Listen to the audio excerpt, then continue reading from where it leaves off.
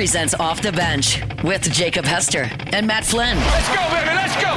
From a championship backfield to your morning drive. Hands to Hester, and Hester, Yep, got it, 5 out of 5! You're locked in to Off the Bench. Flynn is back to throw from the end zone. Boom! Live from the Mercedes-Benz of Baton Rouge studio, here's Jacob Hester and Matt Flynn.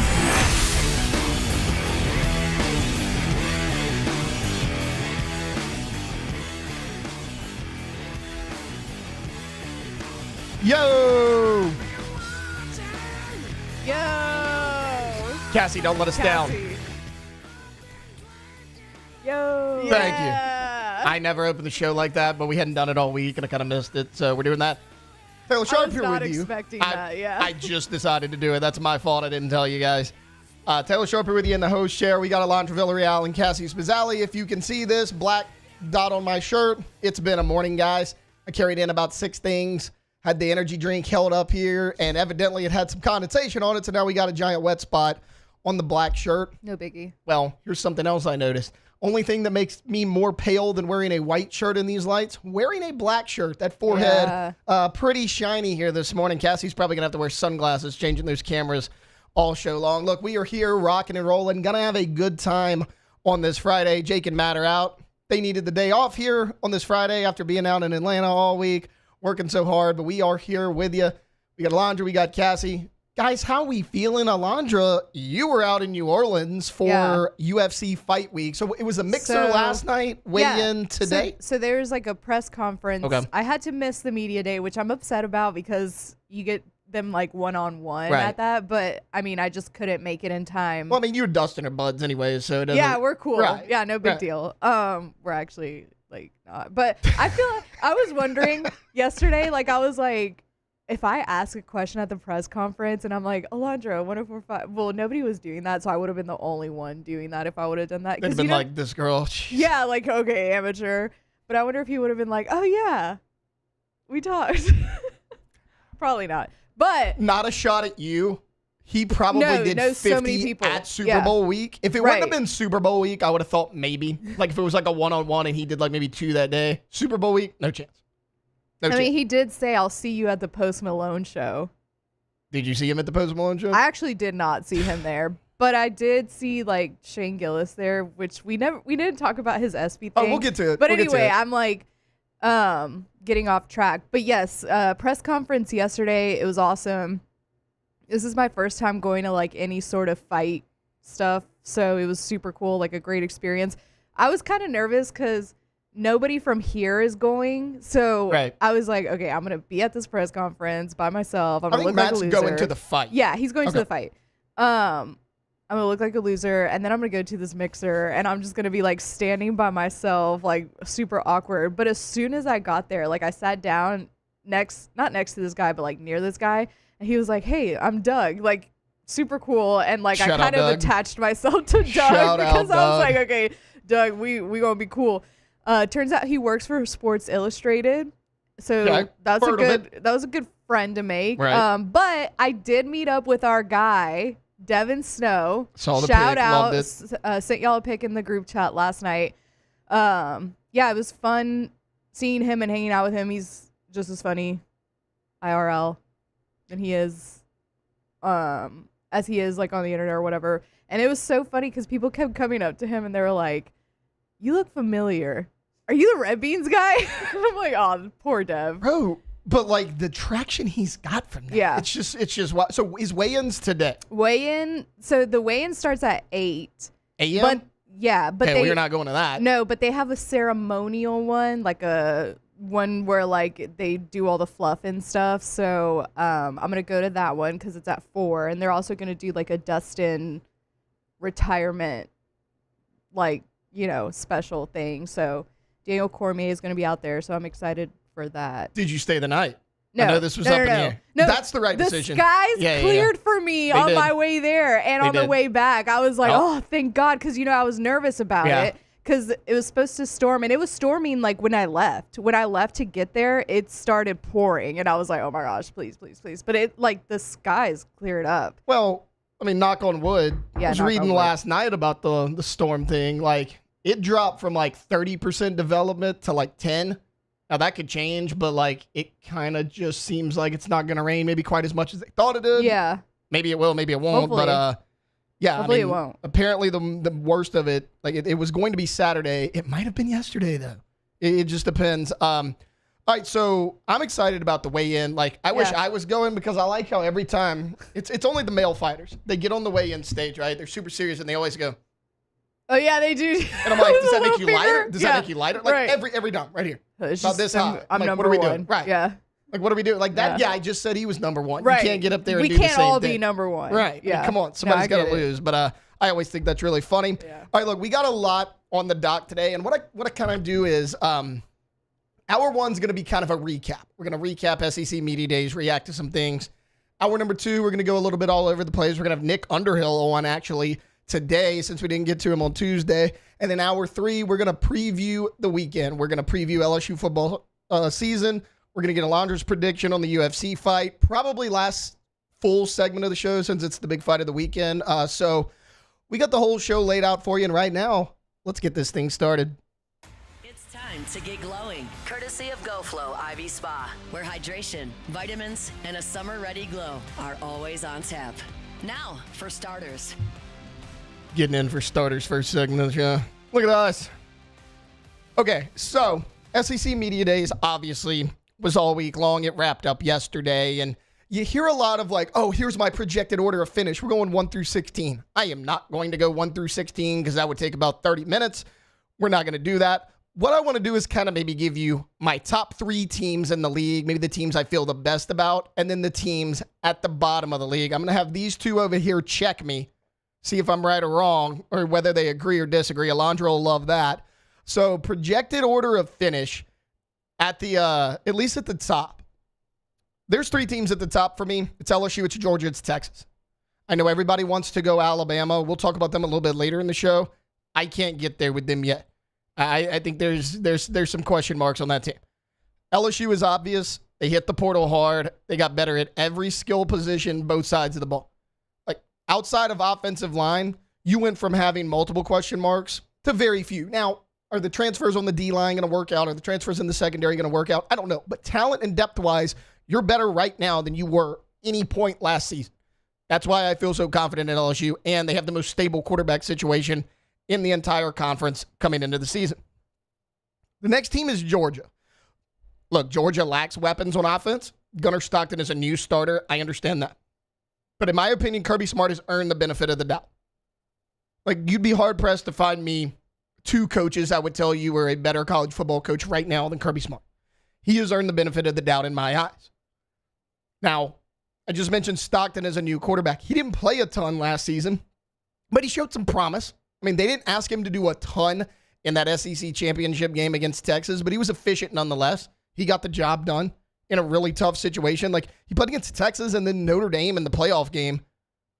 Both of those teams had top 5 defenses last year. Like, those are elite college defenses, and he held his own. It was not disastrous. He looked like he belonged out there.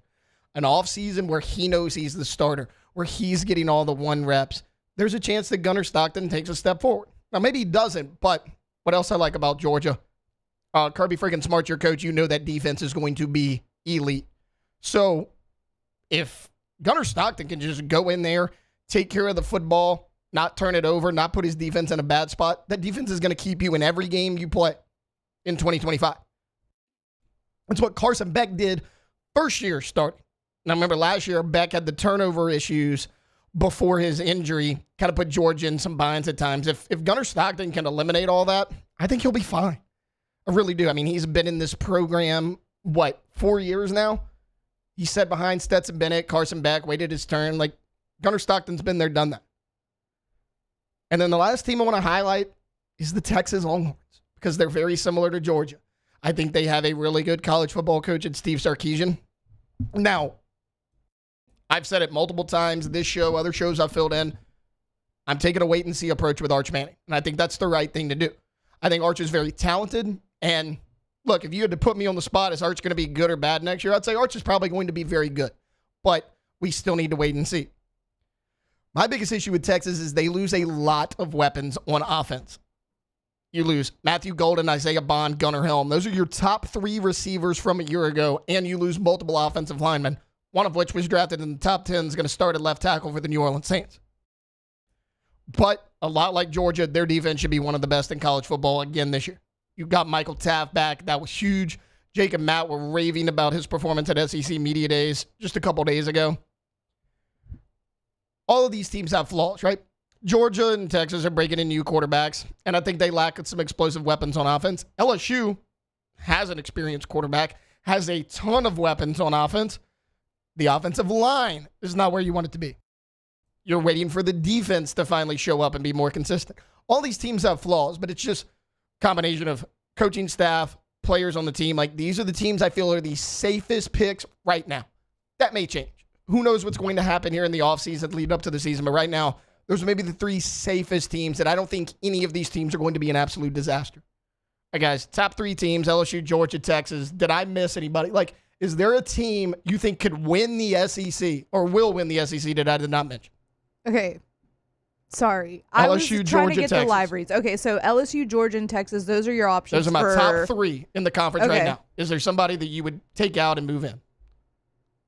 I can't get there yet with Alabama. I can't either. And there's nobody else that's like really sticking out to me in terms of like having all the pieces. Right. You know what I mean? So I agree with you.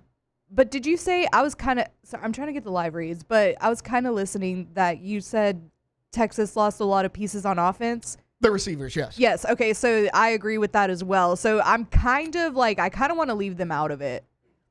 I'm But good with that. I don't know if you need a 3, but Steve Sarkisian on offense is a lot like Kirby on defense. yeah. And you bring in Jamie French and Khalil Lockett, 2 5-star freshmen. They're freshmen. Yeah. But if anybody can make them look good, it's Steve Sarkisian. No, I like his play calling and I like him as a coach. So I see that too, but I don't know. Like, I can't. Like, you can't get there with Bama. I can't really get there with Texas. There's either. question marks all over the place. Like, everyone wants to say, oh, there's so many quarterbacks in the SEC.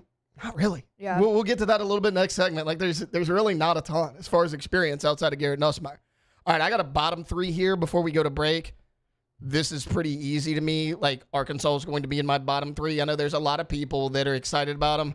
I'm not. I really thought Sam Pittman would have been out of there by now. Like, even though it's hard to say, I like Sam Pittman. But, I mean, look, when you look at his year by year, this is year 6 for Sam Pittman at Arkansas. Now, the first year he took over in 2020, obviously an awful situation. He goes 3-7. 2021, 9-4. And that was the year everybody was like, okay, can Pittman turn this thing around? Since then, 7-6, 4-8. Last year, a little bit of a bounce back, 7-6 as well. But everyone's going to say Taylor Green's going to take that next step. I just don't think he is. And that's not to say Taylor Green's a bad quarterback. Like, I don't think he is. But he's been a starter for 3 years in college football. 2 at Boise State, 1 last season. Here's what Taylor Green's done.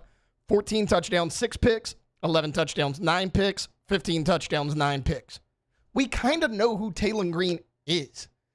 Last year, there were question marks saying, hey, can he make the jump from Boise State to Arkansas? He can't, but he was the exact same player. And I mean, completion percentage and everything, 61, 57, 60. He's been really consistent across the board. But that's who Taylor Green is. They lack some explosive weapons. Like, I think they'll have a decent run game, but I don't know. I can't get there with Arkansas. The other team I want to look at is Mississippi State. I like Blake Shapen. I think Blake Shapen's a really good player. Like, I don't know if you guys realize this. Blake Shapen last year, before getting injured, played in 4 games. He had 11 total touchdowns and 1 turnover for Mississippi State. Blake Shapen was balling. Problem was, he didn't have any support on the outside. I still don't think he's going to have a ton of support on the outside. Like, Blake Shapen can do that once again.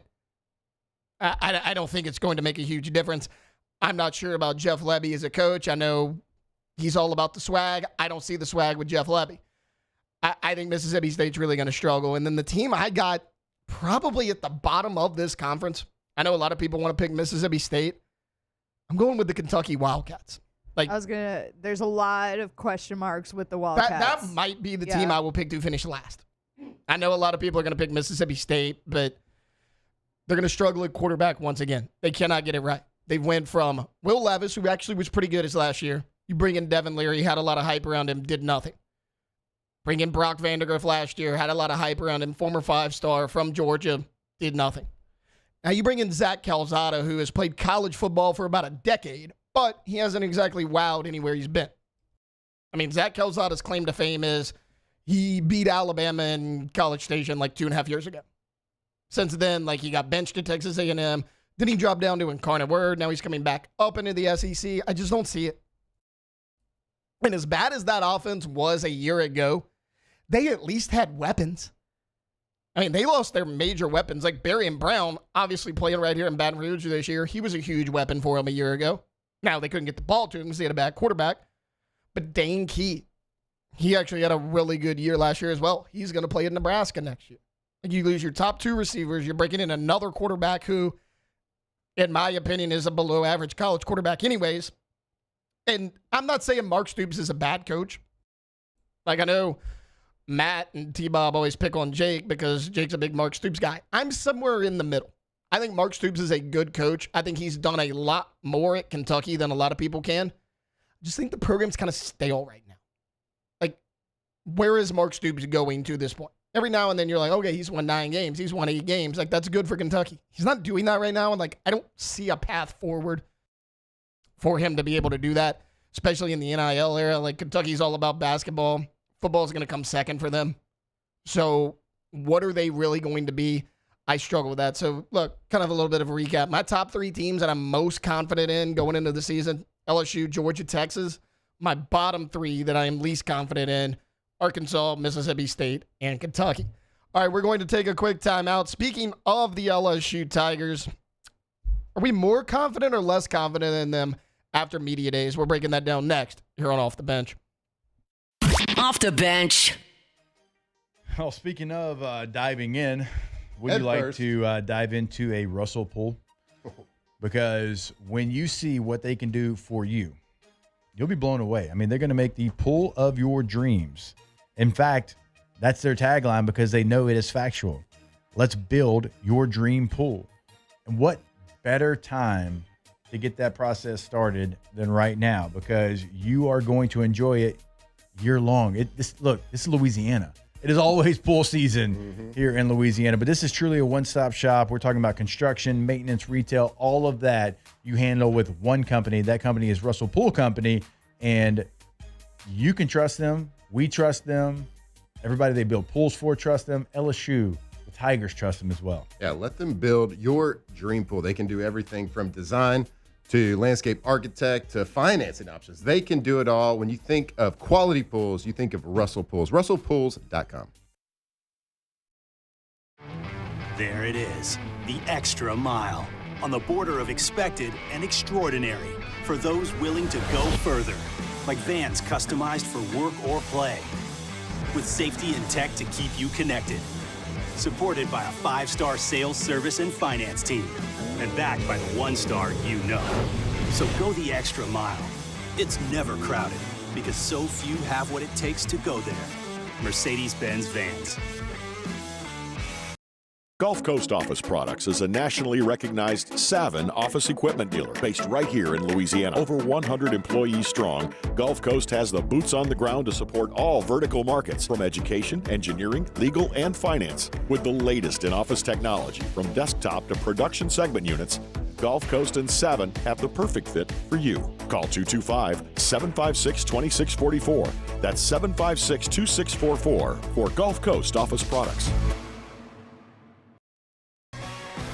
With bold leadership and a growing population, Louisiana is rewarding excellence, attracting high-value companies, and fueling opportunity. Louisiana is winning now, and the sky is the limit. With every region and industry growing across a beautiful state that's more than a culture, it's a community with a quality of life that's more than satisfying. It's sustainable because the Louisiana you thought you knew is better than ever now. Come home, Louisiana. Businesses like yours are the soul of our community. You deserve someone who'll deliver the internet services you deserve. That's why local businesses rely on Rev Business, 90 years of building connections. Visit us at letsrev.biz. River Parish Contractors has immediate openings for structural steel shop fabricators. Call or text Big Jake today at 318-547-1000. or go to rpcontractors.com and click on employment. River Parish Contractors. Let's get building. When it comes to choosing energy for your family and your home, make the smart choice with natural gas. You can count on efficient and affordable natural gas to keep you comfortable and reduce your environmental impact to help protect our planet. Together, we're fueling our energy future. Atmos Energy. At Ochsner, we know healing is a team sport. That's why we've partnered with world-renowned orthopedic surgeon Dr. James Andrews to create the Ochsner Andrews Orthopedics and Sports Medicine Institute. Whether you're a professional athlete or a weekend warrior, our team of specialists are dedicated to getting you back in the game. So whatever your reasons are for reaching your personal best, we've only got one. You. Ochsner Andrews Institute. Long live you. Family owned and community driven. Service Chevrolet Cadillac, a legacy you can trust since 1972.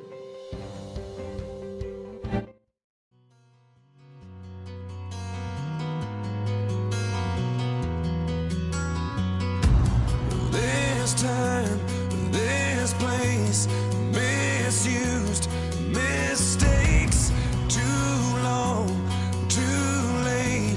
Who was I to make you wait? Just one chance, just one breath, just in case there's just one. From players to legends, Hester and Flynn break down LSU football like only champions can. Cassie, you ever heard the story about that time Jake was out? It was like the day before 4th of July, and he like forced Alondra to play the entire Freebird, like all 8 minutes of it. No, really? Okay, well, this is my Freebird. Like, I just want this song to play the whole day. This is such a great song. Oh, it's incredible. It's almost like Nickelback's a good band, and they get hate for no reason, Cassie. No, he played air guitar, though, for like It's that like 4 a minute. 5 minute. He made me play the entire solo of Freebird. That's great. Like, we sat here for I was 8 minutes so and had uncomfortable. I wanted to like crawl into my skin. And like Alondra's like trying to Turn wave it to it and down. be like, "Hey, can we turn this down?" T-Bob's just vibing. I turned it down and T-Bob goes, "Don't get scared now," Yeah. and like made me turn it back up. That's crazy. Like, that was a whole segment. We just played Freebird. Oh my god. People Yeah. were like, "Oh, I thought I switched the channel to Eagle 98.1." Yeah. Like it was. I mean, this was last 4th of July. Yeah. I think it was like the day before because we were off on the 4th. But yeah, Wow. T-Bob feeling himself that day. Yeah. This is the type of music. This is my T-Bob Freebird solo. This is it. This is it. This is good the one. vibes we needed on a Friday. Excellent choice there. All right, look, SEC Media Days. Obviously, this entire week, which is why Jake and Matt are not here today. They did fly back home yesterday, but everybody's always going to ask, okay, well, who won SEC Media Days? Who won and who lost? I don't think you can win or lose SEC Media Days. However, Eli Drinkwitz did win it yesterday. We'll get to that a little bit later. As far as like being more confident or less confident in LSU after Media Days, I hate to give you the boring answer, but like, I'm kind of the same. And the reason is,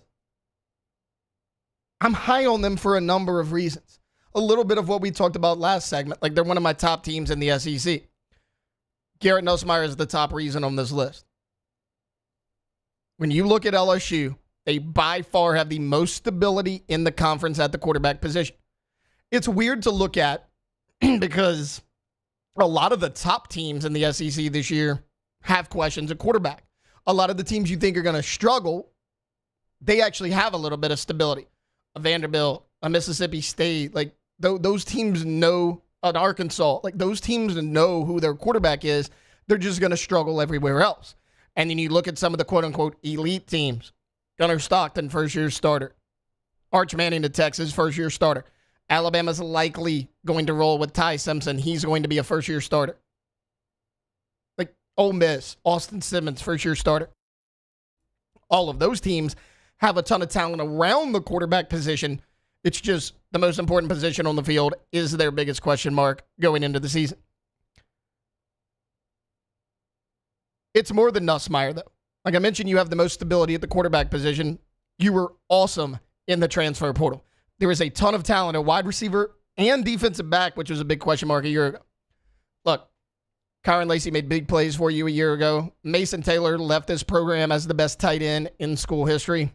I think you're better at wide receiver and tight end than you were a year ago, depth-wise. Aaron Anderson's back. Xavion Thomas is back. Chris Hilton was just at SEC Media Days. Coaching staff expects him to have a big year. You add Berrien Brown, Nick Anderson, who's 6'5", coming over from Oklahoma. I think he's going to be a matchup nightmare. Like, that's 6 guys I just listed right there, and that's not counting some of the freshmen and some of the guys that are under the radar a little bit. Kyle Parker coming back from injury. I mean, there's weapons galore on offense. And sure, you lose Mason Taylor, but Trades Green, he's back. He's going to have a bigger role. Bauer Sharp is a lot more versatile than a lot of people are giving him credit for at the tight end position. And then on the defensive side of things, you needed corner help and safety help in a big way. You get A.J. Halsey and Tamarcus Cooley at safety. I think both of those guys are going to start week 1. You go get Mansour Delane at corner. You go get Jakeem Jackson at corner. Like, you have completely rebuilt that defensive backroom. Ashton Stamps is still there as well, entering pretty much his 3rd year as a starter. He started a good bit as a freshman, was your starter all year last season opposite Zy Alexander. Like, Ashton Stamps, he's been there, done that. He knows this defense. He's played in big-time football games. He's going to be fine. You also have 5-star freshman DJ Pickett, who's been on campus for a while now. You have a lot more depth on the D-line. Like, you lose Bo Davis, who, as far as like on field, in my opinion, may have been the best coach on your staff. Him and Brad Davis, I think, are the two just best fundamental teaching coaches on your staff. But Kyle Williams knows what he's doing. He's played the defensive tackle position at a high level for a number of years. You added a lot of depth, and you have Ahmad Bro back. You have Dominic McKinley back, who both showed flashes as a freshman. They're going to be bigger, stronger, faster, more ready to go here in year 2 in this program. You also cleaned up at edge rusher. You lose Savion Jones and Brayton Swinson. Like, Brayton Swinson was a weapon for you a year ago. He was a game-changing player. Both of those guys are gone. Then you lose Deshaun Womack to the transfer portal. Gabriel Ralliford played a little bit as a freshman last year. Then you bring in Jack Pyburn, Jamari Butler, who a lot of people aren't talking about, and then Patrick Payton, the really good pass rusher from Florida State. A lot of the question marks you had a year ago, you did an excellent job of filling that void. The biggest concern, obviously, can that O-line hold up? And yeah, I was actually having this conversation with a buddy of mine yesterday. He was like, hey, how do you think the O-line's going to hold up against Clemson's D-line? My response was, I think they're going to struggle in game 1. But the fact that Brad Davis coaches this group, I trust Brad Davis. I think Brad Davis is a great coach. You lack experience there. You got bodies. You just don't really know what you're going to get out of those bodies. But if anybody can coach those guys up, it's Brad Davis. You know, it's funny. I actually saw this, if I can pull up this tweet. Yeah, Dan Orlovsky yesterday was talking about SEC Media Days, and he said, right now, Garrett Nussmeier is the best quarterback in college football. 2 things I love about him. He said he's outstanding pocket management, 9% pressure to sack rate. That was the lowest in the SEC. I'll tell you right now, if Garrett Nussmeier has the lowest sack rate in the SEC, once again, LSU might win the national championship, because that means the offensive line held up. You saw how good they were at pass blocking a year ago. Where the O-line struggled was in the running game. This O-line did a pretty good job in the bowl game. And I get it. It's a bowl game. It was against Baylor. You're not playing them this year in all likelihood. But they were thrown into the fire. I mean, you pretty much had 5 new starters on the offensive line. And you did not allow a sack against a Dave Aranda defense. That's pretty impressive to me. Like, I get that bowl games don't mean a ton, but you want to give confidence to your fan base moving into the next season. That did that a little bit for me. Again, small sample size, not an SEC opponent, but a good defense with a good defensive coach. They held up well. If they can be an average offensive line this year, I think your offense is going to be just fine. Nussmeier has the weapons to get the ball out quick. And even if you're not great at run blocking like you were a year ago, I think you're better at the running back position. Caden Durham's a year older. Caleb Jackson's been in this program for 3 years now. You bring in 2 stud running backs. Harlem Berry, the number 1 running back in all of high school football last season. And then JT Lindsay, the big-time recruit from Ash up in Alexandria. Like, you're going to be better at the running back spot. Last year, you basically had Caden Durham, Josh Williams. That was it. John Emery goes down after the first game of the season. Caleb Jackson never found his footing throughout the year. That was all you had. You had 2 running backs. I think you got 4 if Caleb Jackson can step up that can make an impact on this team. There's a lot of ways you can help the O-line. Mel's getting the ball out quicker to his playmakers and the running backs just being overall better. That's the biggest question mark, though, heading into the season. Outside of that, though, even the DB room. I trust Corey Raymond, even on the D-line. Kyle Williams doesn't have the coaching experience, but he's played at a high level for a number of years, and you're pretty talented there. You're better at receiver. You're better at running back. I think you're really good at linebacker. It's a room we don't talk about a ton. If that offensive line can hold up, LSU could have a really good season. All right, we're going to take a quick timeout. Put a button on SEC Media Days when we come back. There was a lot of talk for a lot of media members that were out there at SEC Media Days. Biggest surprise and biggest disappointing teams, who you think that could be in the SEC in 2025. We'll talk about it next here on Off the Bench. Off the Bench. All right, go to trashrangers.com. Trashrangers.com. One of the cool things they always have, like if it is a big holiday like the 4th of July, like when you went on the other day, like it had, hey, here's the update. Here's when we're going to pick up your trash, just so you know every detail. And I'm sure, look, you'll get that sent to your phone as well, because you know they're going to send text reminders, put your trash out. I mean, they take all the hassle out of everything, right? So go to the website, sign up today. If you're one of the lucky ones that's able to do that for residential service, you can always sign up for that commercial service. Roll-off dumpsters, 3 sizes to choose from. Give them a call and make sure you've got the right one on your project. That is trashrangers.com. Yeah, you got a 4th of July party, you just had it. You got anything. Got a bunch of people over. You got a lot of trash. Got to throw it away. You want reliable. You want hassle-free. You want a company that cares about taking care of your house, your business, your residence, wherever it is. Give them a call today or go visit them, trashrangers.com. Value Chrysler Dodge Jeep Ram is taking $22,500 off MSRP on the brand new 2025 Ram 1500 Laramie with $22,500 off MSRP with a complimentary 7-year powertrain warranty that comes with all new Bayou Automotive vehicles. If you need sales or service, the crew at Bayou Automotive is going to do right by you.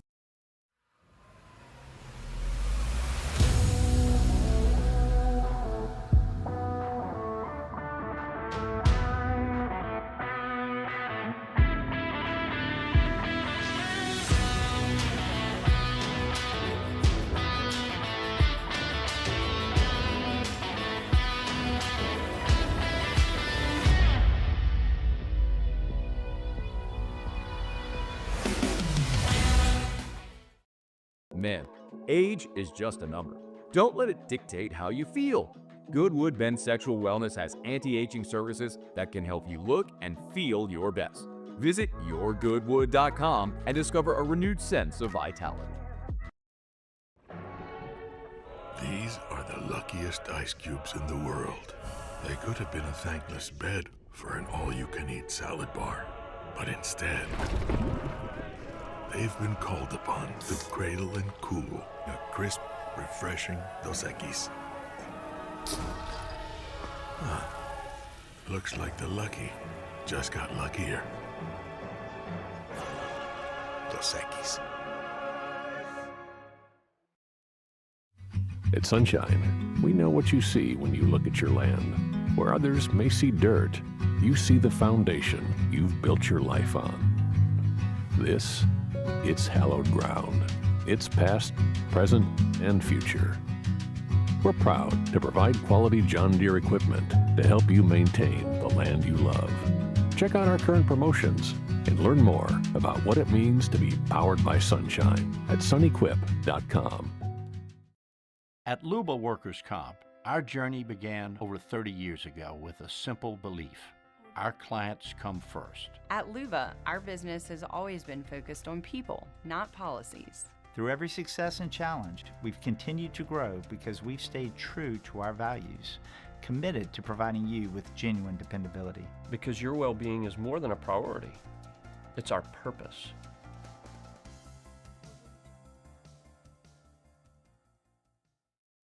When it comes to choosing energy for your family and your home, make the smart choice with natural gas. You can count on efficient and affordable natural gas to keep you comfortable and reduce your environmental impact to help protect our planet. Together, we're fueling our energy future. Atmos Energy.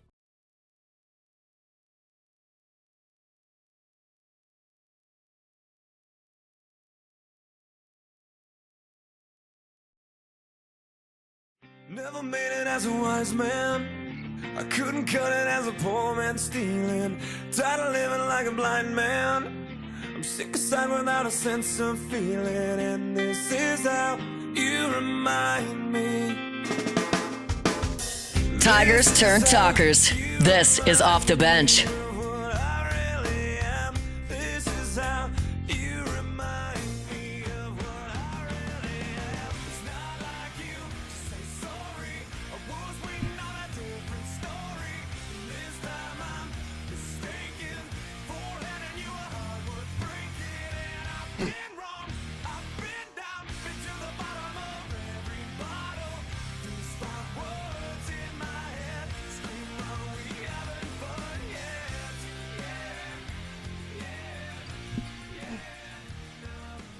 All right, welcome back in. Friday edition of Off the Bench. Taylor Sharp sitting in for Jacob Hester and T-By Baby. We got Alondra Villarreal. We got Cassie's Bazzali. No way I was stepping on that song. Like, that may not be your favorite Nickelback song. A lot of people probably have a lot of different favorites, but that just is Nickelback. When you think of the band Nickelback, you think of that song. That is the one. All right, look, want to put a button on SEC Media Days. We talked a lot of SEC Media Days here in hour number one. And I teased it a little bit there going into break. I saw a lot of media members talk about who's going to be their biggest surprise team and their most disappointing SEC team in 2025. I'll start with disappointing because this one was easy for me. It's the Tennessee Volunteers. Tennessee made that run to the college football playoff last year. I'm still shocked by that. They're going to have a solid defense again this year. I just don't think that offense will be good at all. You're breaking in a new quarterback in Joey McGuire. You don't have a ton of weapons on offense. Now, the pushback people are going to say is, well, their quarterback last year wasn't great. You didn't have a ton of weapons last year. I understand that. Nico wasn't good. Like, I think his numbers, off the top of my head, I think his numbers were like 19 touchdowns, 6 picks. Something like that. And like over half of his touchdown passes were outside the SEC. I get all that. I don't know how you replace Dylan Sampson if you're the Tennessee Volunteers. That is my biggest concern.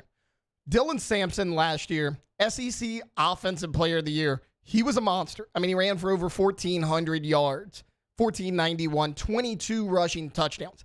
It was Dylan Sampson that kept you in games a year ago, not Nico Iamaleava. Nico wasn't good. That's why when everybody's like, why is Nico demanding $3.5 million a year to go in there and have a 19-6 touchdown interception ratio? And you padded your stats out of conference. I'm not worried about them at the quarterback position because I don't think they were good there a year ago. Replacing Dylan Sampson is going to be so hard. They're still going to have a good defense, but how good? You replace a James Pierce. He was a really good player for you. You have another guy on the defensive line you have to replace. And while I think it's going to be good, I think there's a chance that defense takes a slight step back. I think it's kind of a wash at the quarterback position, and it's tough to replace the SEC Offensive Player of the Year. A lot of people still expect big things out of Tennessee. I thought they overachieved last year, so there's obviously a chance that they can do that again this year. I don't see it, though. And honestly, I considered Alabama here, but I don't think Alabama is going to be a disaster. That's why I didn't put them here. The expectations are just so high. Like, okay, the over-under win totals came out yesterday, and Alabama's at 9.5. I just can't get there. Whether it's Ty Simpson, Austin Mack, or Keelan Russell, you're going to have a brand new starting quarterback. Jalen Milroe was your best running threat a year ago. He's obviously gone. You lose Justice Haynes in the transfer portal. You have Jam Miller at running back. He's a fine running back. But Jam Miller doesn't scare you if you're an opposing defensive coordinator. Ryan Williams, one of the best receivers in college football, he's out there. But what do you have outside of him? Right now, Jeremy Bernard. Maybe you'll have one of those highly touted freshmen step up. But, I mean, outside of Ryan Williams, there's not a ton of weapons on that offense. So you don't have a ton of help around that first-year quarterback. Their defense will probably still be good, a lot like Tennessee, but I just can't get there at 9.5 right now. Ty Simpson, maybe Austin Mack, like one of those guys is going to have to show me before I can hump on the Bama hype train. year after year after year. Everyone ranked Bama so high, and rightfully so, because you had an X factor that nobody else had named Nick Saban. Nick Saban's not in that building anymore. Kalen DeBoer is a good football coach. He really is. You go look at his record against Dan Lanning. A lot of people think Dan Lanning is one of the best coaches in college football. Hand up, I do as well.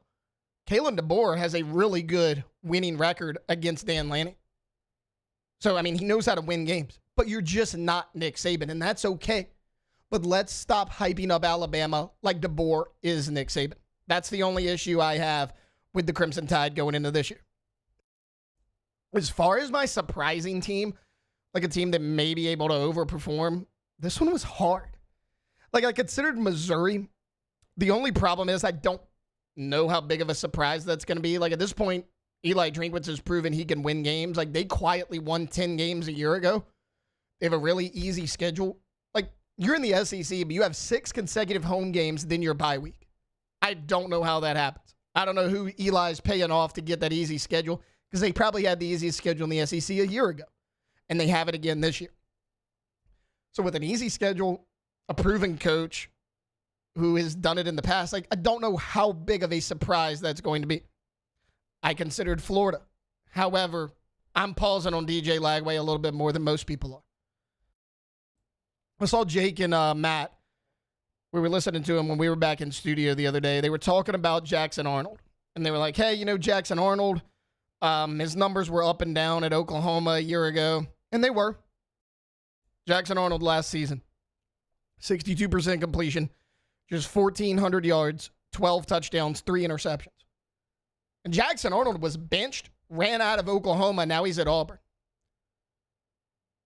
So why is everyone so high on DJ Lagway? Lagway's numbers last year, 59% completion, 12 touchdowns, and 9 interceptions. Jackson Dart was actually better across the board than DJ Lagway. I get it. You look at Lagway, he's a big guy, he's a former 5-star. The ball just looks different coming out of his hand. I understand that. But you're going to have to prove it to me. DJ Lagway did not do that a year ago. He just didn't. There were times he looked like the best quarterback in the conference. There were times he looked like he's a freshman thrown into the fire before he was ready. I got to see the consistency. Maybe Auburn. Maybe. Just because everybody's expectations are so low for the Auburn Tigers. Well, look, this is Hugh's 3rd year. He struggled really bad his first 2 years in Auburn. I get that. I do think this is probably the best offense he's had. Like, Hugh Freeze's biggest problem is he hitched his wagon to Peyton Thorne 2 years in a row, and that was the wrong decision. Peyton Thorne was not a good quarterback. He was not an SEC caliber quarterback. But that's the guy that Hugh Freeze fell in love with, and he rolled with it. You have Jackson Arnold coming over. And again, a lot of people have mixed opinions about him, like I was just talking about, but he's still a step up for Peyton Thorne in my eyes. And if Jackson Arnold doesn't work out as the starter, you have Ashton Daniels, who was the starter at Stanford a year ago, and you have 5-star freshman Deuce Knight. So if Jackson Arnold stumbles out of the gate, you can pull him like that. You got talent behind him.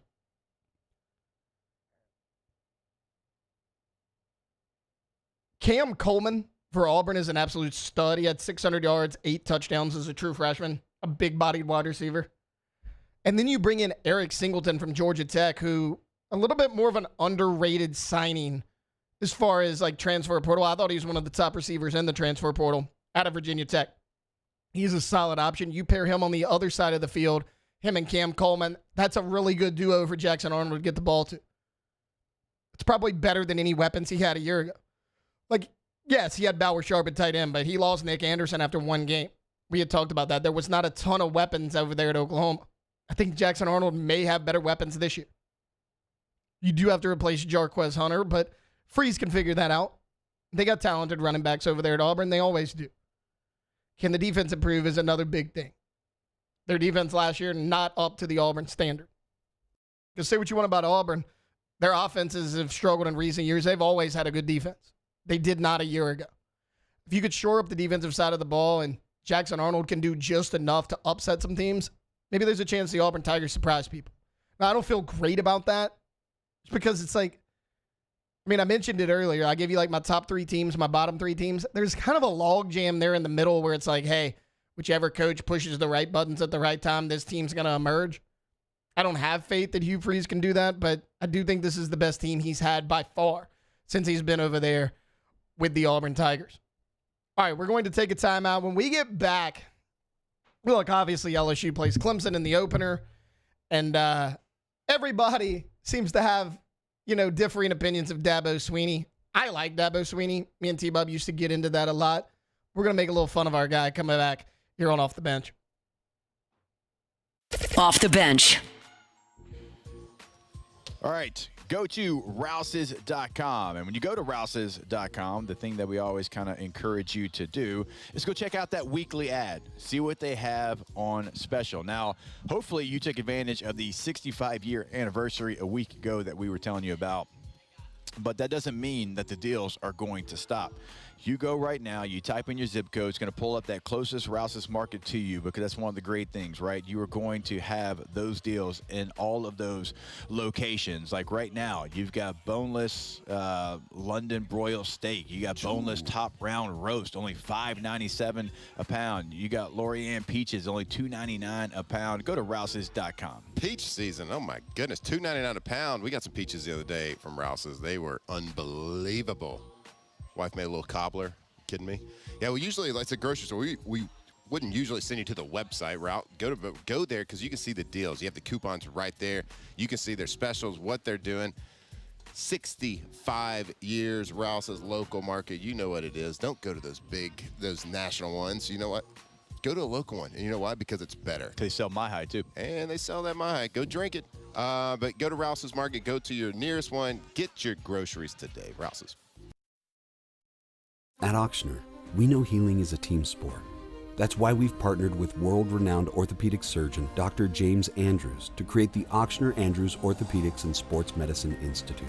Whether you're a professional athlete or a weekend warrior, our team of specialists are dedicated to getting you back in the game. So whatever your reasons are for reaching your personal best, we've only got one: you. Auctioner Andrews Institute. Long live you. There it is, the extra mile, on the border of expected and extraordinary for those willing to go further, like vans customized for work or play, with safety and tech to keep you connected, supported by a 5-star sales, service, and finance team, and backed by the 1-star you know. So go the extra mile. It's never crowded, because so few have what it takes to go there. Mercedes-Benz Vans.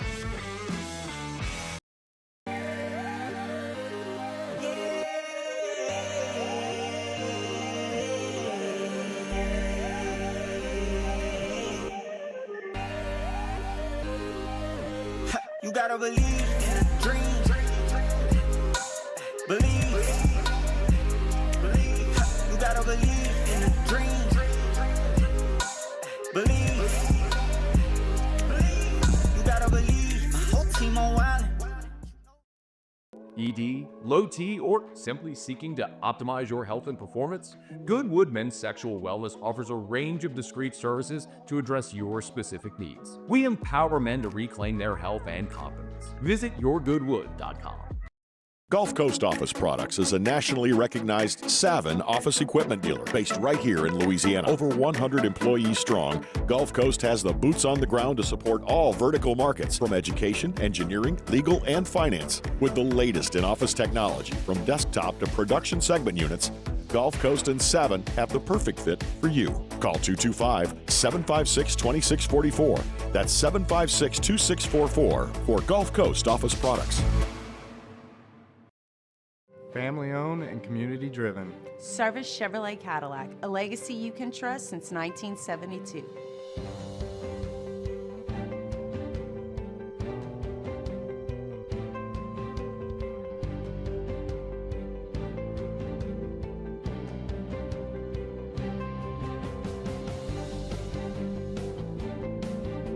Service Chevrolet Cadillac, our family serving your family. For over 50 years.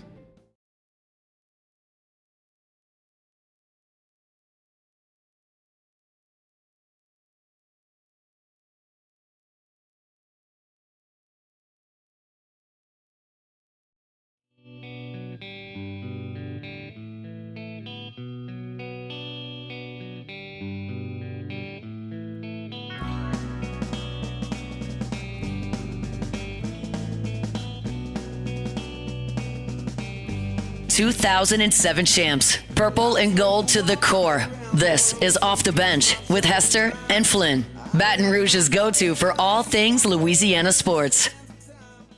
I go to centralplumbing.org. Centralplumbing.org, not only in Central, in the entire greater Baton Rouge area, we are talking to you. 225-925-8552 is the number. 24/7, 365 weekend holiday. If you would have had something on the 4th of July, they would have been there, because that's what 24/7, 365 means. So again, 225-925-8552 is the number. Always online at centralplumbing.org. And remember, in the entire greater Baton Rouge area, we are talking to you one more time, centralplumbing.org. Yeah, you know how powerful it is to know that the company that works for you 24/7, no matter when it is, 365 days a year. If something happens to your home, to your business, when you're sitting there with your entire family, that they can come and fix it on the spot. Central Plumbing, they can help. Anything you want on your plumbing needs. You got a flooding, a leak, whatever it is. Centralplumbing.org, centralplumbing.org. Welcome back in. Final segment, hour number 1 here on a Friday edition of Off the Bench. Taylor Sharp sitting in. Poor Jacob Hester and T-Bob Hebert. We got Alondra Villarreal and Cassie Spazzali along for the ride as well. Okay. Dabo Sweeney is corny in his own way. We all know that. Whether it's genuine, whether it's disingenuine. Anytime I've defended Dabo Sweeney, I've always said, look, he's uniquely himself. Like, you can't fault the guy for being himself. At least he's honest about things. However, this one's a little bit too far. Do we have the video ready? Okay. Dabo Sweeney was at some speaking engagement, media availability. Not sure where it was. Doesn't matter. He was telling a story about how he went into a bar owned by LSU head coach Brian Kelly.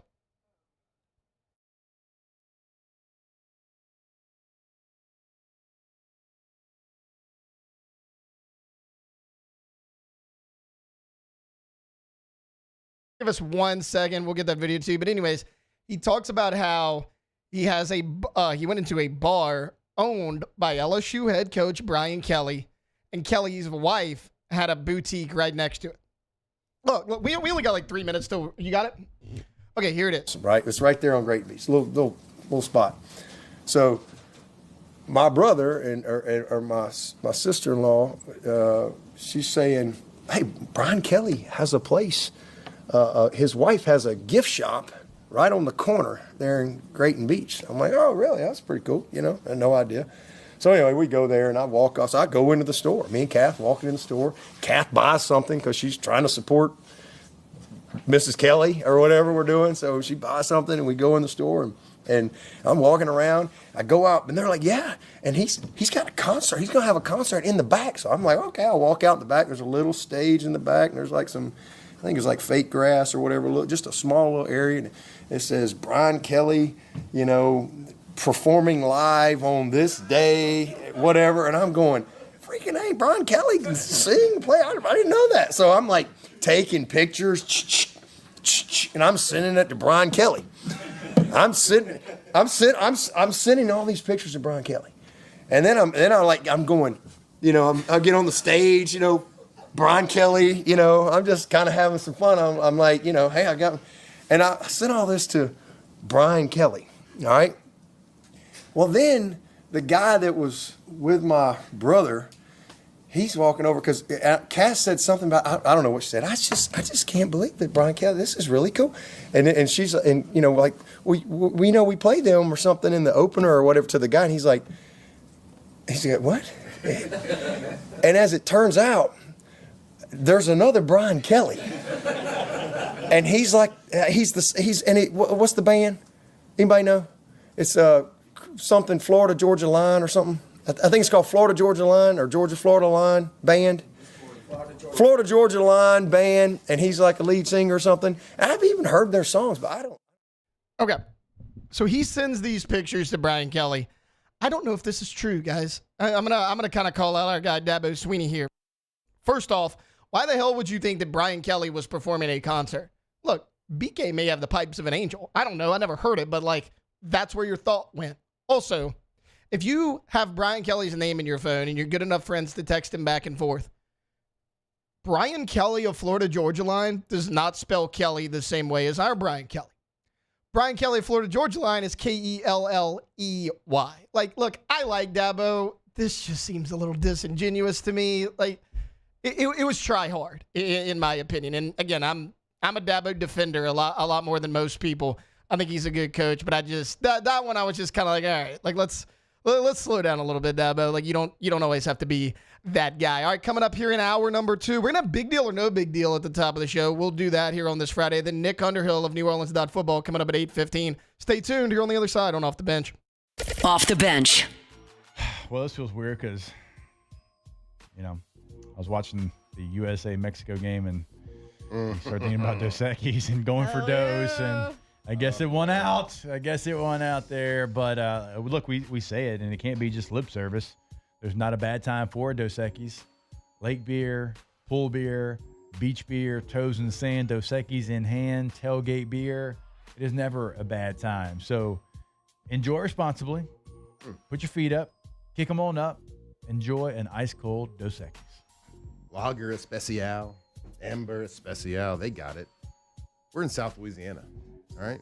Everyone likes a beverage. Everyone likes to have a little beer, cocktail, whatever it is. Make it a Dos Equis. Go for Dos, the delicious Mexican lager. Anytime is a good time for a beer, and especially Dos Equis. Drink responsibly, but delete some beers with Dos Equis. At Bayou Automotive, we believe in a sales process that puts you first. We want you to experience an easy purchase with clear pricing and great service. Let Bayou Ford and Bayou Chrysler Dodge Jeep Ram be your trusted partners in finding your perfect vehicle. The crew at Bayou Automotive is going to do right by you. The Windsor Senior Living Community in Mandeville, Louisiana is a beautiful, vibrant apartment community geared towards seniors. They are nestled right in the heart of Mandeville, where seniors live a more carefree lifestyle in spacious apartments with the peace of mind that comes from having a little extra help. Call the Windsor at 985-624-8040 to schedule a lunch and tour. Come see how the Windsor can be your passport to peace of mind. At Auctioner, we know healing is a team sport. That's why we've partnered with world-renowned orthopedic surgeon Dr. James Andrews to create the Auctioner Andrews Orthopedics and Sports Medicine Institute. Whether you're a professional athlete or a weekend warrior, our team of specialists are dedicated to getting you back in the game. So whatever your reasons are for reaching your personal best, we've only got one: you. Auctioner Andrews Institute. Long live you. At Luba Workers' Comp, our journey began over 30 years ago with a simple belief: our clients come first. At Luba, our business has always been focused on people, not policies. Through every success and challenge, we've continued to grow because we've stayed true to our values, committed to providing you with genuine dependability. Because your well-being is more than a priority. It's our purpose.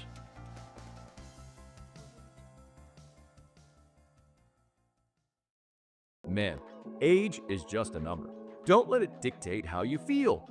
Goodwood Bend Sexual Wellness has anti-aging services that can help you look and feel your best. Visit yourgoodwood.com and discover a renewed sense of vitality.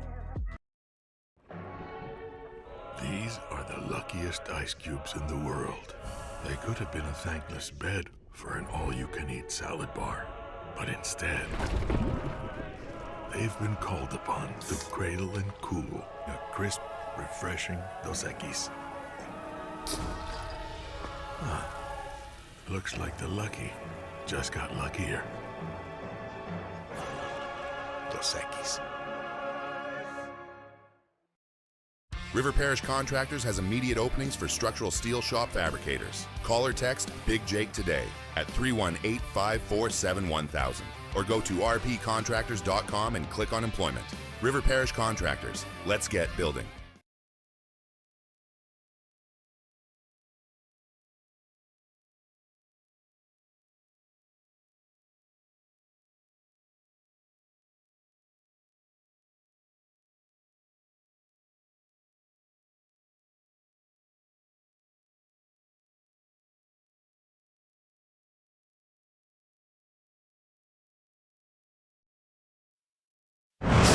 All-Star Toyota presents Off the Bench with Jacob Hester and Matt Flynn. Okay, here we go. Where the plays get broken down and science gets denied. Hey, they said I gotta come off the bench. Hour 2 of Off the Bench, live from the Mercedes-Benz of Baton Rouge studio, starts now.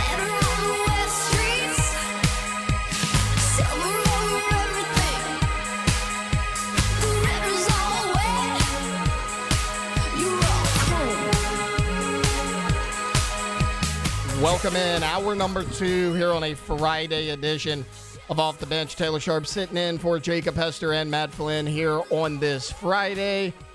We got about 2 hours left in our work week, and guys, we're feeling good. I don't know if it's the Nickelback bump music or the energy drinks kicking in, but good vibes here on this Friday. Like, Alondra got in late. Cassie said she couldn't sleep last night. I couldn't sleep last night. Like, we came in on the struggle bus, but I'm feeling good. We really did. I'm feeling I think good. it's because shout out, you got us donuts. We did. We got some donuts this Shout morning, out guys. Tay-Tay. They were good. He was like, dang, Cassie hates waking up early. I told her yesterday. Donuts came in clutch. Yeah, I told her yesterday. I was like, hey, I'm gonna bring you donuts. Thanks for You should have brought her Chick-fil-A breakfast. That's what you should have brought her. Probably Chick-fil-A probably wasn't open. I don't know what time Chick-fil-A opens. Oh, yeah, but true. no, this donut place opened at like 4 a.m. So I was like, all right, we're you're gonna Don't tempt me. The way we just looked at each other. Don't tempt me with Chick-fil-A. Okay, so we should DoorDash. I feel like. Here's a little behind the scenes for you guys. Okay. Cassie's sister Jessie also works for us, but she works remotely. Like, she helps a lot with all the social media, all the she's shorts. also a sensation, no big deal. Right. Like in BD. Right. So yeah, throw that in there to her list of accomplishments. Right. She showed up. She came into the office. She was in Baton Rouge for something last Tuesday. And me and Cassie, our desks are right next to each other. That's pretty unfortunate for Cassie. But yeah, I don't know how she deals with you. I agree. You know, like, I'm just sitting there trying to get my work done. Cassie's yapping, talking my head off pretty much all day long. So it's nobody believes that. It's one of the hazards of the job. But I work through it. We work through it together. Anyways, Jessie was in the office last week, and like, Cassie kind of perks up over there. I'm like, what are you doing? She's like, oh, Jessie's coming in. I'm like, so? She's like, well, she can bring me lunch. Yeah. And I was like, I forgot my lunch that day. And I'm like, okay, clearly it's gonna be Chick-fil-A. She's like, I don't know, maybe. And then like Jessie comes in, that's Subway. Dang. She got her Subway and not Chick-fil-A. I do love Subway though. She only got me Subway because I literally had Chick-fil-A the day before. So I was like, maybe I shouldn't get it 2 days in a row. Both have fire pickles. Like, the pickles at Chick-fil-A and Subway are really good. I don't know what they do to them or how they make them. They are. You know, it's funny. I had Subway the other day, and I'm like, these pickles have like a lot of flavor, get extra right? pickles. Like, they're like, yeah. I get extra pickles at Subway and Chick-fil-A.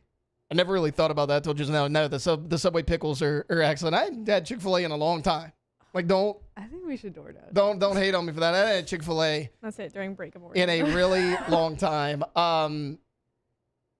Is it a big deal that I haven't had Chick-fil-A in a long time? Kinda. Yes. It is? Yes. Okay. I mean, is there one by you?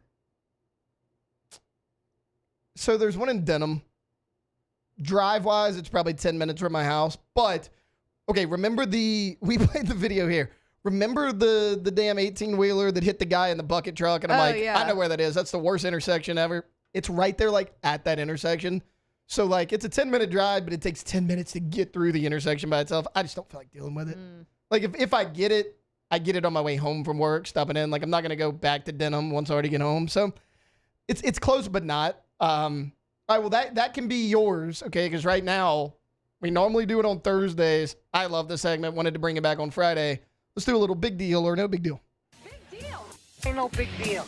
Big deal. No big deal. Big deal. No big deal. No big deal. No big deal. All right, I'll go first. This one's more for you two. So I watched the ESPYs on Wednesday, and we'll break it down a little bit more at the end of the hour. We'll close out hour number 2 with that. But they gave out a lot of different awards, one of which was Best Breakthrough Athlete. Paul Skeens not winning Best Breakthrough Athlete. Big deal or no big deal? Who won it? Ilona Mar, the I female love her rugby. so much. I do love her. And I do think that she had a bigger breakthrough than Paul Skeens. That's what I'm saying. Like, yes, Paul Skeens didn't really have a breakthrough. Yes. I would go Paul Skeens only because, like, I get it. One plays rugby, one plays baseball, one's more popular in the U.S., but, like, was it GQ or Vanity Fair, wherever the hell that him and Libby had, like, the big photo shoot? Yeah. Oh, yeah. Like, he just had the world record baseball card. Like, he set the record for the least amount of starts before making an all-star start. Yeah, like, but he was already popular is my thing. I get it. Like, but, Alona, nobody really knew who she was. I love Alona now. She's great. Like, since She's the great. Olympics. She's great. Like, I love her now. But I don't know. I didn't know who she We've was been before. loved Paul Skeens. We have. Yeah. Paul had a But big year. I think Paul had like a big even year. after the national championship at LSU, like a lot of other people like know who Paul They Skeens did. is now. They did. I just thought he had a big year. Yes. He was But not. maybe he was like nominated alone in for it. 2024, he could have been the breakout star, but Well, I this was- guess she could have too. Yeah. Yeah. I don't know. I mean, I like them both. I just thought, like, yes, award shows are, you know, they favor the big sports, and maybe that's why they did this. Maybe they were like, hey, look, you know, we give it to an NBA player or whatever, like every year. Let's mix it up a little bit. Not a bad choice. I was just like, man, I got Paul. Like, I was looking back on it, and I was like, he had a bigger year than I realized. All right, who's next? You got one, Alondra? I guess big deal or no big deal. UFC finally bringing a pay-per-view back to New Orleans after 10 years. It's been 10 years? Yeah, I think he said maybe a little less. I think he said 2008. Wait, no, that wasn't 10 years ago. 2016 might have been his last fight here. I don't remember when it was, but Okay, big deal or no big deal. Alondra being within spitting distance of Dana White last night. right? She Okay, sends us wait. a picture, That and I'm was like, okay. so funny to me. I don't know why, but it was. She sends us this picture, and it's like, Wait, maybe send it to Cassie. yeah, I'm gonna send it to Cassie, and like I'm thinking, okay, like she's at the press conference. There's gonna be a lot of people, and like Yeah. most people got there like early, right? Like I it was got early there in the early, day. yeah. I'm like, okay, but I'm thinking a lot of people got there like all day. I'm like, she's probably gonna be in the back. No. Wait, I'll send you this video too, real quick, so you can see how close I really was. Yeah, send it to Cassie. But And, did you send her the Dana one? I'm sending it right now. Okay. Like she's like It is me spit to the distance. door to Dana White. I'm like, what in the hell? I don't know why that was so funny to me. Like Dana White just. Also, I think that's a big deal. you posted a picture of you petting a baby crocodile. It was a crocodile. Why was it there? Okay, so I mean, I don't know. Objectively Seems very cool to random. have one, yeah. But I was like, Okay, so it was a media party that the UFC put Right. on in partnership with Visit NOLA. So I guess they were just trying to make it like super New Orleans. So there was like a chick reading tarot cards there too, and they had like a little. Did you participate in voodoo last night? You can tell us. I didn't do the tarot Okay. cards. Like, because I was telling y'all that I made some friends while I was there, and they were like, man, you're going to get cursed if you go do the tarot cards. And I was like, maybe I should lay off the tarot. I wasn't going to do them. So that they had tarot cards. They had somebody doing like airbrush tattoos. They had like a brass band upstairs playing the entire time. So it was just, it was in the French Quarter. So it was at the old Absinthe House. So they just, I guess they were just trying to make it super NOLA. So they had like or quote unquote, what people would think New Orleans is. And so they had like a crocodile and an alligator. Okay, I was about to say, like, alligator, yeah. They had a gator too. Crocodile, not really us, but like, He had cool both of either them. way. Okay, cool either way. But, And then he was like, which one do you want to take a picture with? And I was like, I don't care, whichever one. And he gave me the crocodile. So I don't know if that means the crocodile's nicer than the alligator or like, I don't know what that means, but it's probably just available. What? the gator got plastered. It wasn't doing media appearances at that Right. point. The crocodile was on a better behavior. But yeah, it was like super close. Yeah, I think that's a big deal. Cassie, Right next to bald ass Dana White. bald. Like, there hadn't been a follicle of hair on that man's head in a decade. I mean, bald. Like, you look up bald, like him and Vin Diesel are right there. Look, she's like, Dana White could have thrown something at her and hit her. He probably could have. I felt like we made eye contact. I bet you did. Yeah. I bet Dana remembers. I feel like me and Paul Costa. Wow, I messed that up. Paul Costa. I feel like we made eye contact. Cassie. Oh wait, she took it off. You got one? You got a big deal or no big deal? No, I don't actually. You literally just told me 2 seconds before this you segment. did. You didn't give her any time. 2 seconds before the segment. Cassie, Okay, maybe it's not 2 8:09. seconds. It's 8:09. Yes. We've been in the segment for 9 minutes. Well, I'm sorry. Y'all been sending me pictures. I'm trying to we get on have the been. screen. We have been. Big deal or no big deal? What? Cassie ungrateful for the donuts. Huge deal. She should have been. Big deal. She's cranky right now. She's Right. trying to DoorDash to Chick-fil-A. Like, we're doing that in the break, Cassie. I'm sitting right here, Cassie. Okay, at least do it behind my back. I'm sorry. I would Po' Boy appreciate in the it. chat I says get cranky in the alligators, morning. alligators jelly because they ain't got no shoes. So the guy was telling me, because I was like, dang, this really does feel like boots, like the croc really did. And he was telling me that the top part of the alligator or the crocodile, whichever one, that's what you use for the boots, and the belly is what you use for the belts.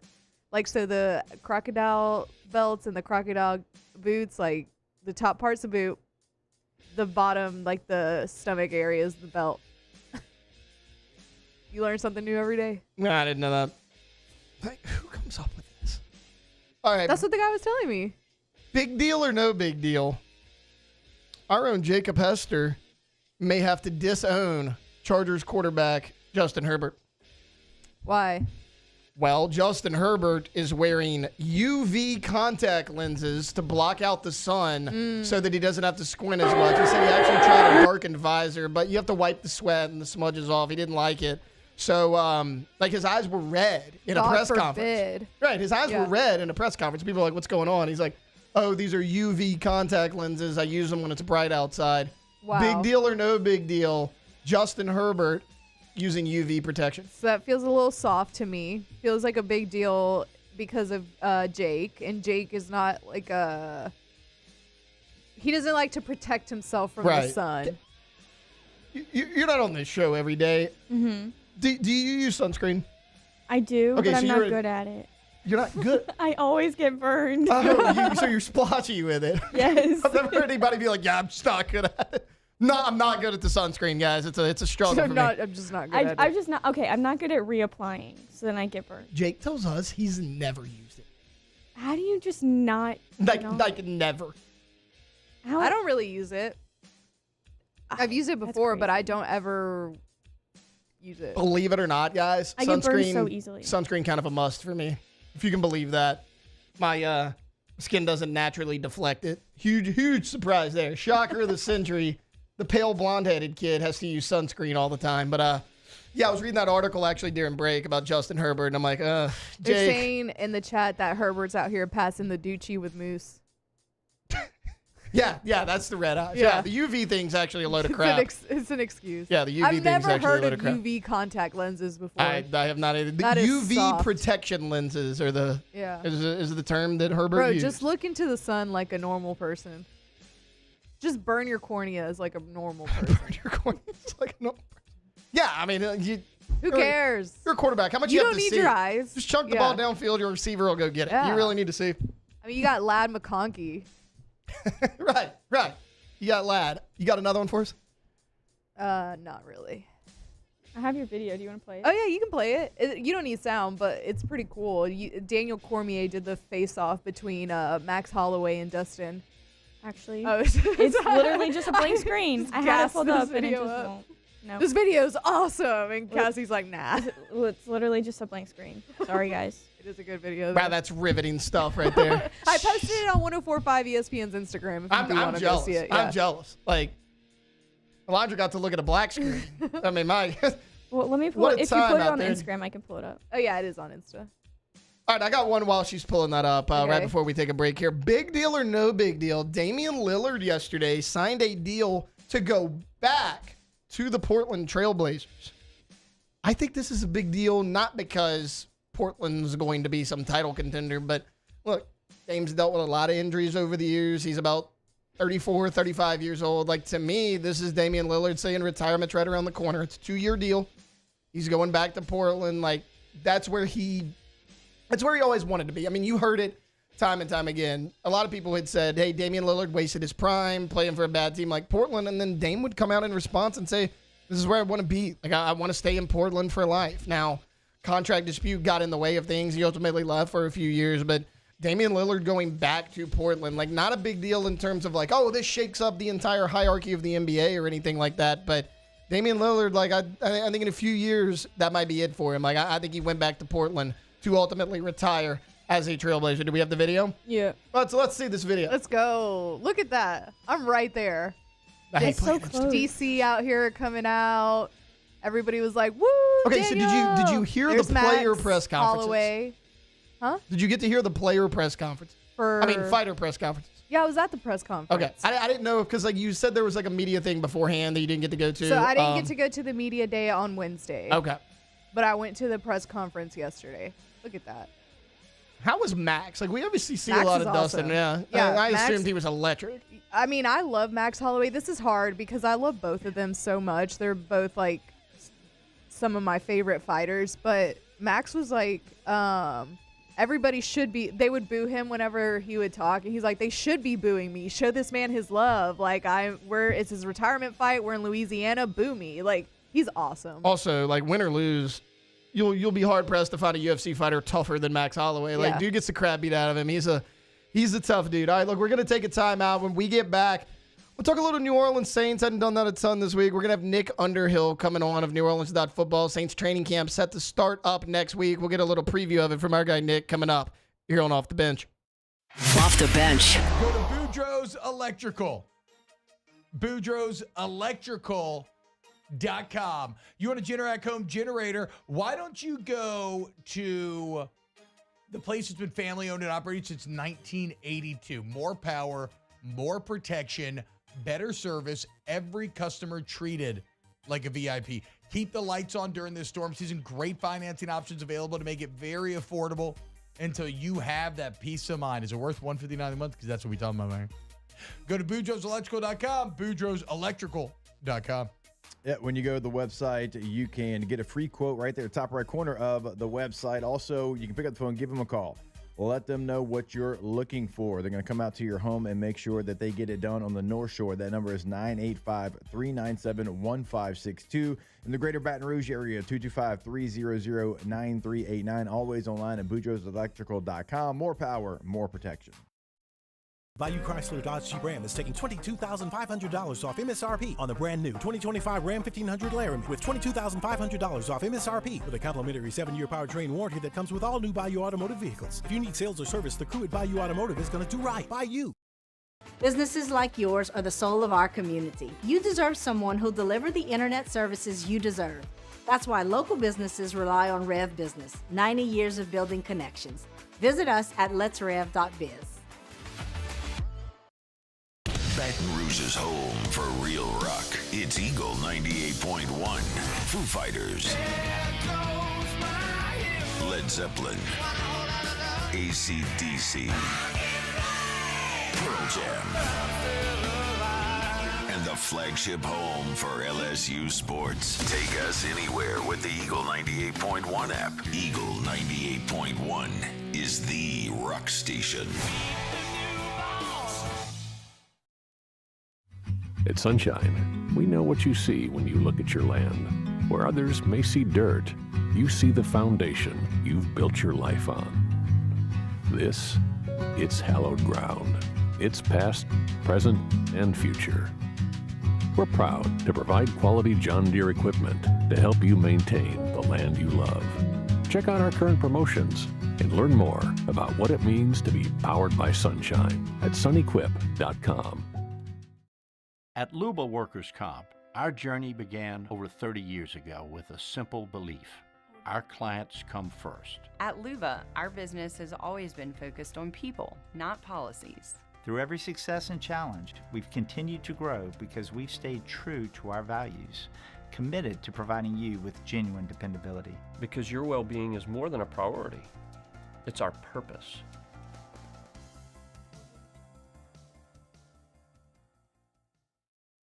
ED, low T, or simply seeking to optimize your health and performance? Goodwood Men's Sexual Wellness offers a range of discreet services to address your specific needs. We empower men to reclaim their health and confidence. Visit yourgoodwood.com.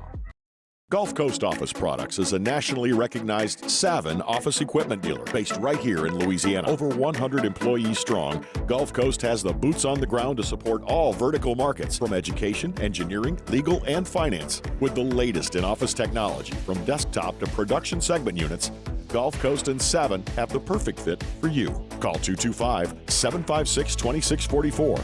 That's 756-2644 for Gulf Coast Office Products.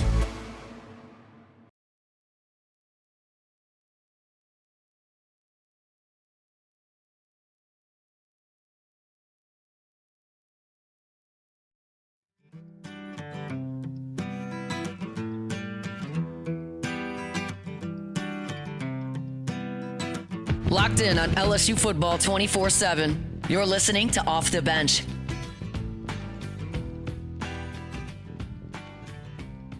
Welcome back in. Hour number 2 here on a Friday edition of Off the Bench. Jake and Matt back on Monday. Taylor Sharp here with you right now, filling in for the guys here for the remainder of the day. And normally we have him on Tuesdays. We didn't get to him because of SEC Media Days, but I had to have our guy Nick Underhill on. He's a wealth of knowledge. You got training camp coming up. So we're going to go out to the phone lines. Nick Underhill, NewOrleans.football, joining us right now. Nick, how are you on this Friday? I'm doing great, man. How you doing? Doing good. Thanks for hopping on. I know it's been a crazy week. We kind of had to adjust a few things. Look, Nick, Saints training camp right around the corner, but where I want to start, it's all the talk had been about these second-round picks, all holding out, contract situations and all that. Like, where do things stand with Shuck contract-wise right now? It's still a standoff. The guys ahead of them are still getting fully guaranteed deals. I think Seattle just gave one last night for the 35th pick and Chuck's pick 40. So I think where it's kind of at right now is you saw just kind of over the last couple of days, like the Avalanche in the back half of the second round, those guys have all started to sign because one of them buckled and accepted non-guaranteed money. So that means everyone behind him isn't getting all of their money guaranteed. But as it stands right now, Houston guaranteed that contract to the 33rd pick. So everybody behind him is still kind of holding out to see if they can get their contract fully guaranteed, and Chuck is at pick 40. So I think it's just a matter of seeing what happens ahead of him or seeing if the Saints buckle at this point. And, it's kind of a funny thing. I mean, I get it from a team perspective, and, as Pablo Torre and Mike Florio have been pointing out, like there is a lot of reason to believe there's collusion in the NFL. And, I think, this is a situation where teams obviously don't want to set a precedent, and it's out in the open. If you guarantee down to pick 47 this year, then next year everybody down to pick 47 is getting guaranteed, and now pick 48 is fighting. And then, before you know it, it's into the third round, and the third rounders are fighting for it. So I get it from a team perspective. For Tyler Shuck and these other guys, like the real issue at hand here is really comes down to, a little bit, about $1 million, $1 million and some change of money they want guaranteed. It's less than 10% of the total contract.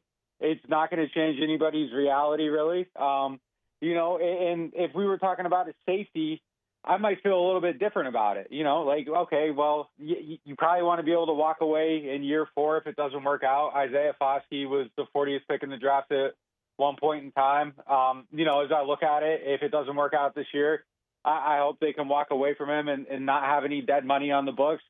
On the flip side of this, so we're talking about a quarterback, like a guy that they drafted at 40 to start this year. I mean, it's kind of an unprecedented situation. I can't remember the last time a second rounder was drafted with the idea that they were going to have to start on, potentially day one if things work out. I mean, it's a crazy situation. And kind of through that context, like, let's change the parameters of this discussion. Like, if Tyler Shuck, had an ankle sprain and there was a guy in Germany that could get him back on the field without missing a practice, but it would cost $1.5 million to heal the ankle, I don't think anybody would bat an eye at her spending that money, to get him back on the field. Like, I think the time is that imperative in this situation. I think a day missed is a huge missed opportunity. So, they took the last day off of minicamp, and like privately, like I hated it. It's like you got two guys that are trying to get ready for the season, and you're not practicing today. And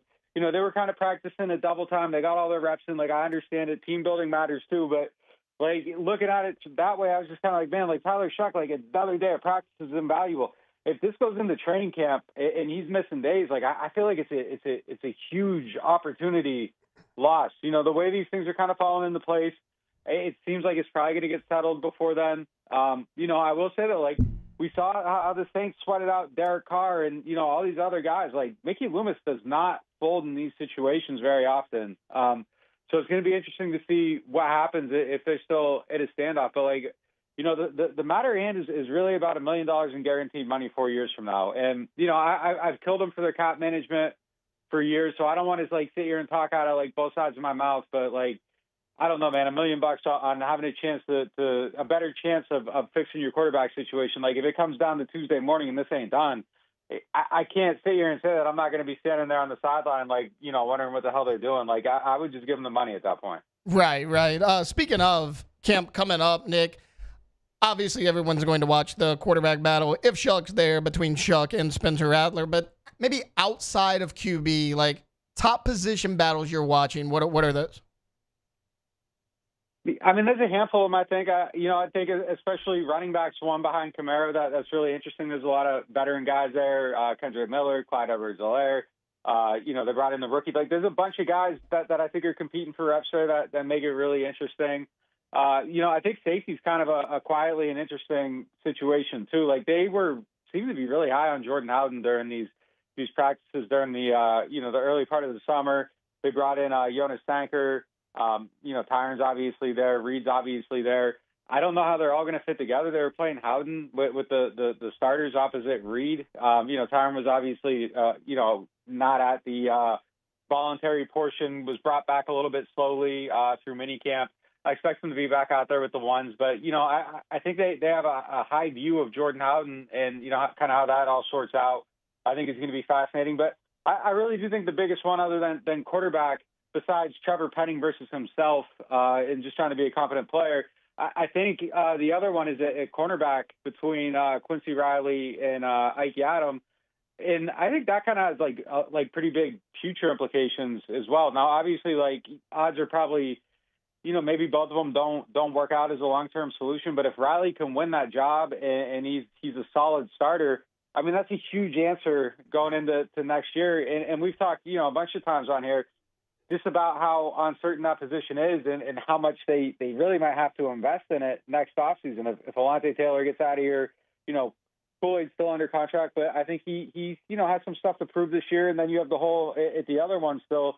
If you got two holes, like that's a lot to try to figure out, especially if you're trying to draft an edge rusher, and you might need if you aren't planning on signing Chris Olave to the Garrett Wilson contract, wide receiver is a huge need next year. So if you can, well, not next year, but I mean, you'd be in the last year of that deal and be staring it down. But I mean, I think that cornerback position is a huge one. If you can scratch that off the list, it would be a massive thing for the future of the franchise. Yeah, Nick, a lot of people have been talking about that cornerback battle, but I want to go back to something you just mentioned about Jonas Sanker at that safety spot. Like, look, you bring in Justin Reed, you still have Tyron there, you mentioned Jordan Howden, but whether it's anybody that's been out there has raved about Jonas Sanker. Like, is there a realistic shot that he could start at safety for this team this year? I don't know if he starts, but I think he's definitely in that development canon to where there's actual potential there. I really, really liked watching him. I think the guy that gets the most value out of him this year is going to be Phil Galliano on special teams. His special teams reps are like insane. It really, you go through it and watch that stuff, and there's not a lot of like, gunners that you go and watch on, and you can get a whole YouTube cut up of them, but like they're out there at him, and he looks really, really good there. His instincts really stood out in camp. He jumps routes well. I think kind of the vision-based defense they play suits his skill set really well. Just kind of can sit back there and read stuff and make some plays. I think he has a chance to get some real reps this year. But I think the most likely thing is sort of like they bring in Von Bell a year early, and that type of situation where they get some reps as a rookie. They're in that development situation, and then they're ready the next year. But I mean, having any of those guys exposed to Tyron like for a year, I think helps quite a bit. The leadership back there is really good, but I think when it comes down to it, the starters are going to be Reed and Tyron probably. In a nickel package, it looks like they're probably leaning more toward three corners. In dime, I think he could maybe get some dime reps for sure. Him and Howden will be competing for that. So I think there'll be opportunities there for him to get on the field. But look, if he were to push his way up this year, that'd be outstanding. They need good young players to build around. I don't think there's enough on the team. I think he does have a chance, though, to be a good player. I really, really like that pick. I like the value. And even if it's not like it's safety, I think he's going to be an absolute weapon on special teams. Just one more for you before we get you out of here. Nick Underhill of NewOrleans.football joining us right now. I want to switch to the offensive side, Nick. I was scanning NewOrleans.football yesterday. reading the article you guys put out about, what you want Alvin Kamara's role to be in the upcoming season. But, we know Kamara is going to be the lead back. Like, there's no question about that. I want to look at the guys maybe behind him because there's a lot of bodies there all of a sudden, but not a ton of proven guys in terms of this building. Like, who do you think kind of emerges behind Alvin Kamara? Man, that's such a tough question. I mean, I'd probably put my bet on Devin Neal right now just because, I don't know, they got something invested in him. But man, it's so wide open, and I don't know that anyone really distinguished themselves in the summer portion of practice. I hate that. I can't quit on Kendra Miller. I have no idea, but I just feel like there has to be a football coach somewhere in America that can take his skill set and put him on the field and just find a way to get use out of him, even if it isn't perfect everywhere else. We've seen him rip off 11-yard runs when he doesn't know the play. There has to be a way to make it work with him. I mean, his athleticism, his ability is crazy. I talked to him earlier this offseason. He told me this is the most comfortable he's ever felt coming into a season. He was healthy the whole offseason. He could focus more on, what he needs to do in the role instead of trying to get healthy. He feels like he's ready to hit the ground running. He's out there practicing in the OTAs and minicamp for the first time in his career. Maybe that sets up for him, but I don't know. I mean, I think it's one of the most fascinating things, going into these practices. And, the thing that I always, it's just hard. It's hard to tell, in a training camp situation too, because they aren't tackling. And, I'm just reminded of 2017, we're out there the whole summer watching those practices. And we know Alvin's good. There's things that stand out, but we had no idea about the contact balance and what he was actually going to be. And you go back and look at that coverage, there's no one predicting difference maker, superstar status. It's they got a nice back. You might give them the satellite back they've been missing. Then you get to the preseason, and in that first game, he has the crazy run. He's bouncing off everybody. And it's who the hell is this guy? And, it's just kind of hard from our perspective to really know out here for it. So I think that's really going to be something that we kind of see in the preseason. But it is a big battle, and it is it's important to a certain degree. I mean, you don't want Alvin having to carry the ball 250 times. For my money, I want him around here for, a couple more years. I don't want him to get worn out and just get used up in a season that just probably, all things considered, probably isn't going to amount to a whole lot. So, I just don't want to see him have to be the focal point of the offense on every single play. You already got, a young quarterback. Probably aren't going to be a whole lot of attempts there. You're probably figuring 3,800 yards or something like that. That's what Jaden and Caleb were at last year. So that means you're going to be running a lot. So, RB2 is going to be a very important position.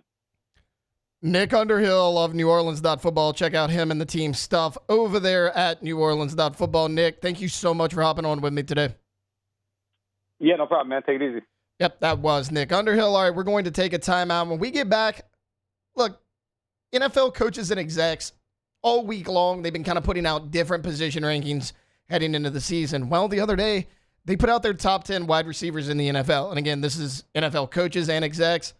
I think it's definitive now that LSU is wide receiver U. We're talking about it next here on Off the Bench.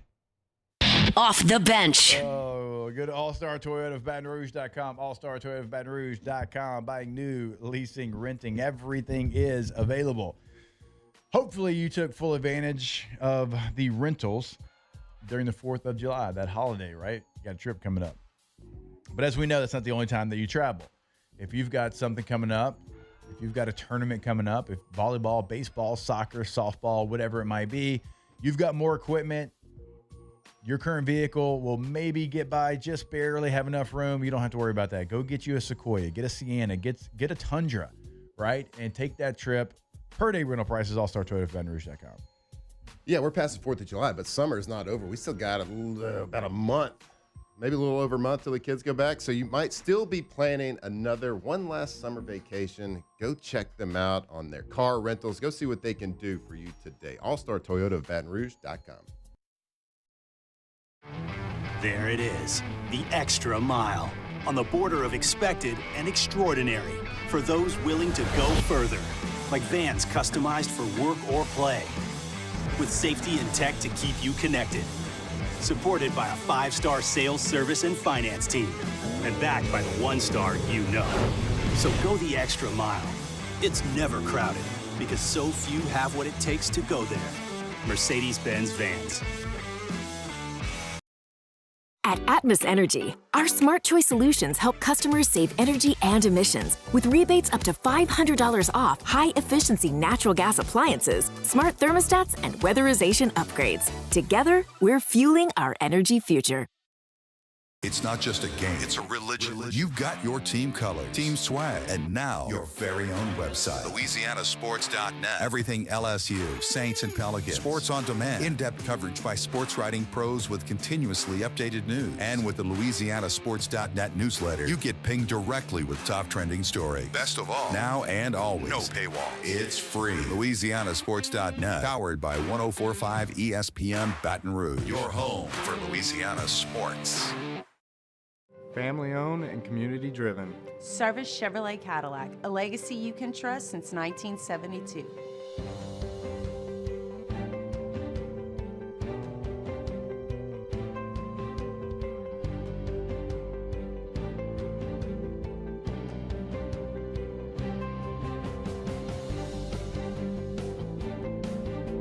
Service Chevrolet Cadillac, our family serving your family. For over 50 years.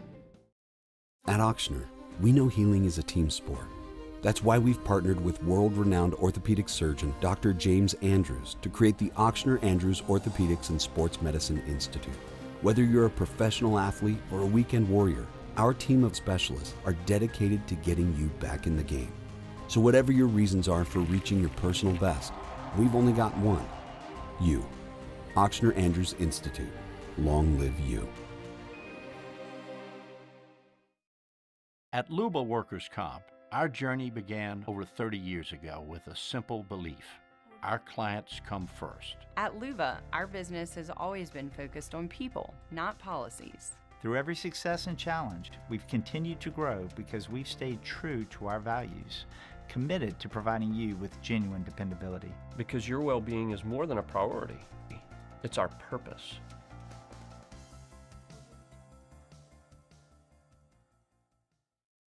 Looking for the ultimate game day experience? Come to the Queen Casino in Baton Rouge. Wall-to-wall TVs mean you'll see every touchdown in HD. Place your bets and feel the thrill of every... I'm through with standing in line. The clubs I'll never get in. It's like the bottom of the ninth, and I'm never gonna win this. Life hasn't turned out quite the way I want it to be. Tell me what you want. From the locker room to the airwaves, it's Off the Bench with Jacob Hester and Matt Flynn.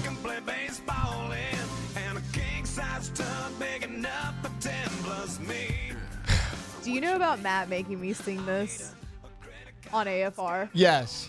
I did not hear it, but I heard about it. It was bad. Yeah.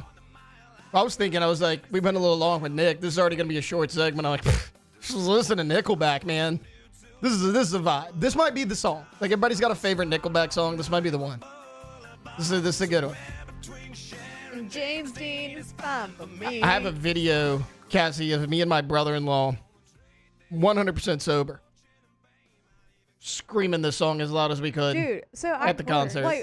I saw Taylor there. It was so weird because this place is huge. Right. And there's people everywhere, but somehow Taylor and I found each other. We did try to find a spot though that was a little bit off to the side. Yeah. Mm-hmm.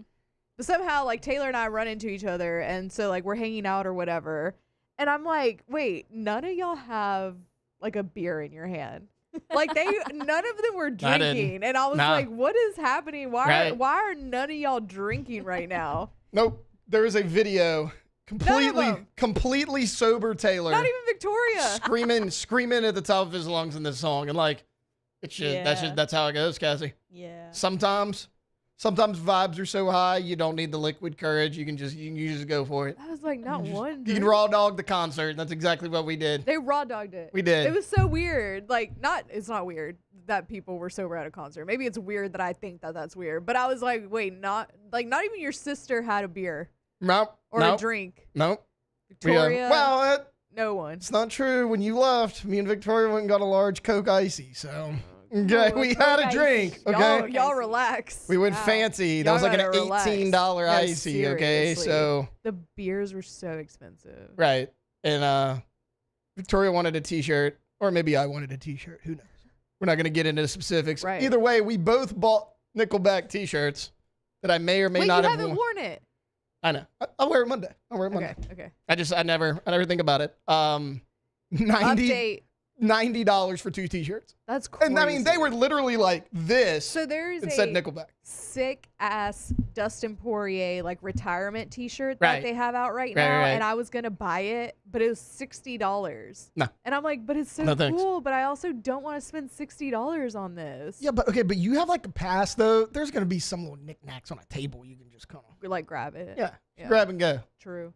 I'm mad I missed the media day because everybody has these cool backpacks. See, you'll get something. You will get something today. I should. It's the day before, at least the day of the fight. Right. Okay, now, do you know where you were sitting for this fight? No, I don't know. Okay. I wish I knew. I didn't know the viewing area. I don't either. I mean, even if it's a press box, that sounds so annoying for me to be like, it's fine if I'm in the press box. It's But like- I've never been to a UFC fight, like in person. Like, I watch No, them me all the either, time. yeah.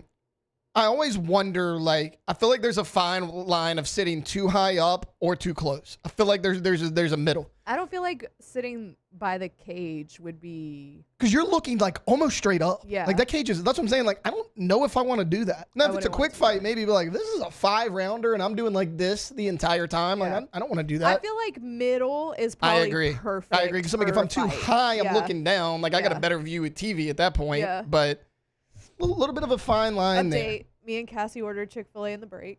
All right, what's the I'll be here in 5 minutes. What's the order? 5 minutes? That was fast. What's the order? This segment we were going to get to, not chicken important. We can push that down with 3. I think we both got chicken minis. Chicken minis. Always.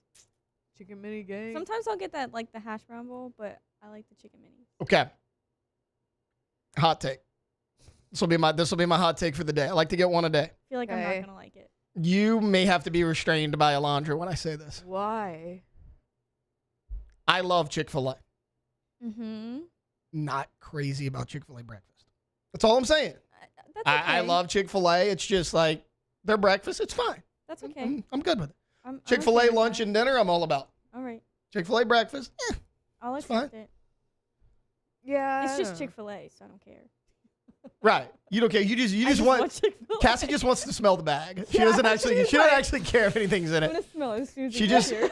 she just wants the bag and look at the logo. She doesn't actually. You pulled out. I don't remember what you were eating the other day. I guess you brought something for lunch, and you pull out a fork. Yeah. It's like she has like these, plastic forks in her desk, and like it's wrapped up everything. It's the fork, spoon, knife, paper towel, all that. And Musso looks over and is like, "There's no way that's not from Chick-fil-A." And I look, and it's the black fork. My spoon. And I think, And I we had the needed Gale's it. ice cream. We had ice cream, and I broke my spoon. And I'm pretty sure I was like, Chick-fil-A does I have the black plastic silverware. So like I there was think they no do. way. There was no way that was not from Chick-fil-A. All right, look. Why don't we just break a little bit early here? We'll come back. We'll actually recap the ESPYs. There's a lot to get into. I watched it. Sounds like Alondra watched it as well. We'll kind of give our favorite parts. We'll close out hour number 2 coming back here on Off the Bench. Off the bench. All right, go to ktozblinds.com, ktozblinds.com. Have Brandon Barton and the team come out to your space, your home, your business. You can tell them what you're looking for, but they can walk in and know exactly what you need as soon as they get there. That's what they do. They walk in, okay, hey, here's what I would do. I would put a shade here, right? I would put blinds here, whatever, like literally whatever it is. It is so impressive how quickly they're going to know your space. So you have them come out. It can be kitchen, it can be outdoor patio, front door, does not matter. They're going to be able to get it done. And again, they're going to come in and know your space better than you do in like 5 to 10 minutes. ktozblinds.com. Yeah, make your house more energy efficient. They can come in and tell you exactly what you need to keep that AC bill down. And they can cover your windows at any budget as well. Go to ktozblinds.com. Go see their brand new website. See what they can do for you. ktozblinds.com. At Bayou Automotive, we believe in a sales process that puts you first. We want you to experience an easy purchase with clear pricing and great service. Let Bayou Ford and Bayou Chrysler Dodge Jeep Ram be your trusted partners in finding your perfect vehicle. The crew at Bayou Automotive is going to do right by you. River Parish Contractors has immediate openings for structural steel shop fabricators. Call or text Big Jake today at 318-547-1000 or go to rpcontractors.com and click on employment. River Parish Contractors. Let's get building.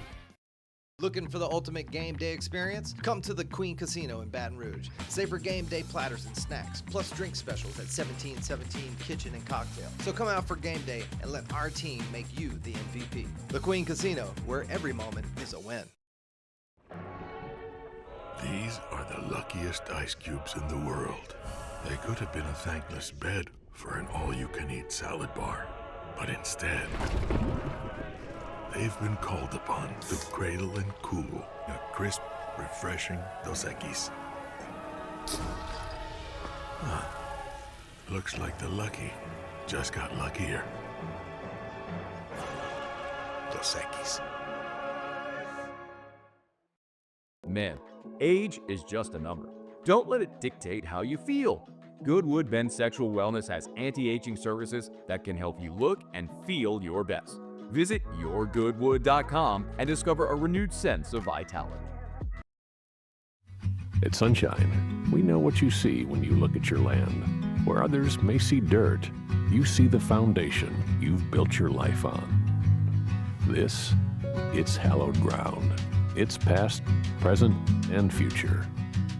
We're proud to provide quality John Deere equipment to help you maintain the land you love. Check out our current promotions and learn more about what it means to be powered by sunshine at sunequip.com. At Luba Workers' Comp, our journey began over 30 years ago with a simple belief.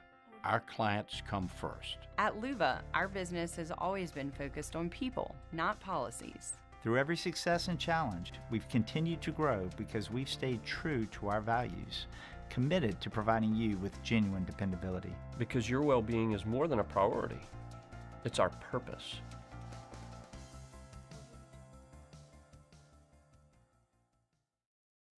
At Atmos Energy, our smart choice solutions help customers save energy and emissions with rebates up to $500 off high-efficiency natural gas appliances, smart thermostats, and weatherization upgrades. Together, we're fueling our energy future.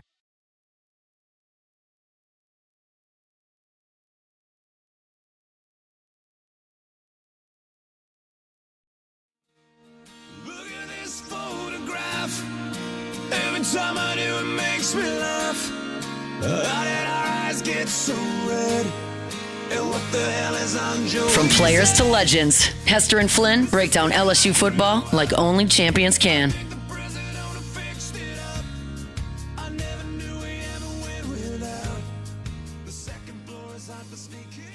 All right, welcome back in. Final segment, hour number 2 here on a Friday edition of Off the Bench. Jacob Hester, Matt Flynn will be back on Monday. Taylor Sharp in the host chair, which makes it Nickelback Day. And Alondra's, she's bringing out the emotions this morning, guys. Like we got a little photograph action. Like, I mean, just every song this morning, banger after banger after banger. But what do you expect on Nickelback Day? All right, just a few minutes before we break here for the top of the hour.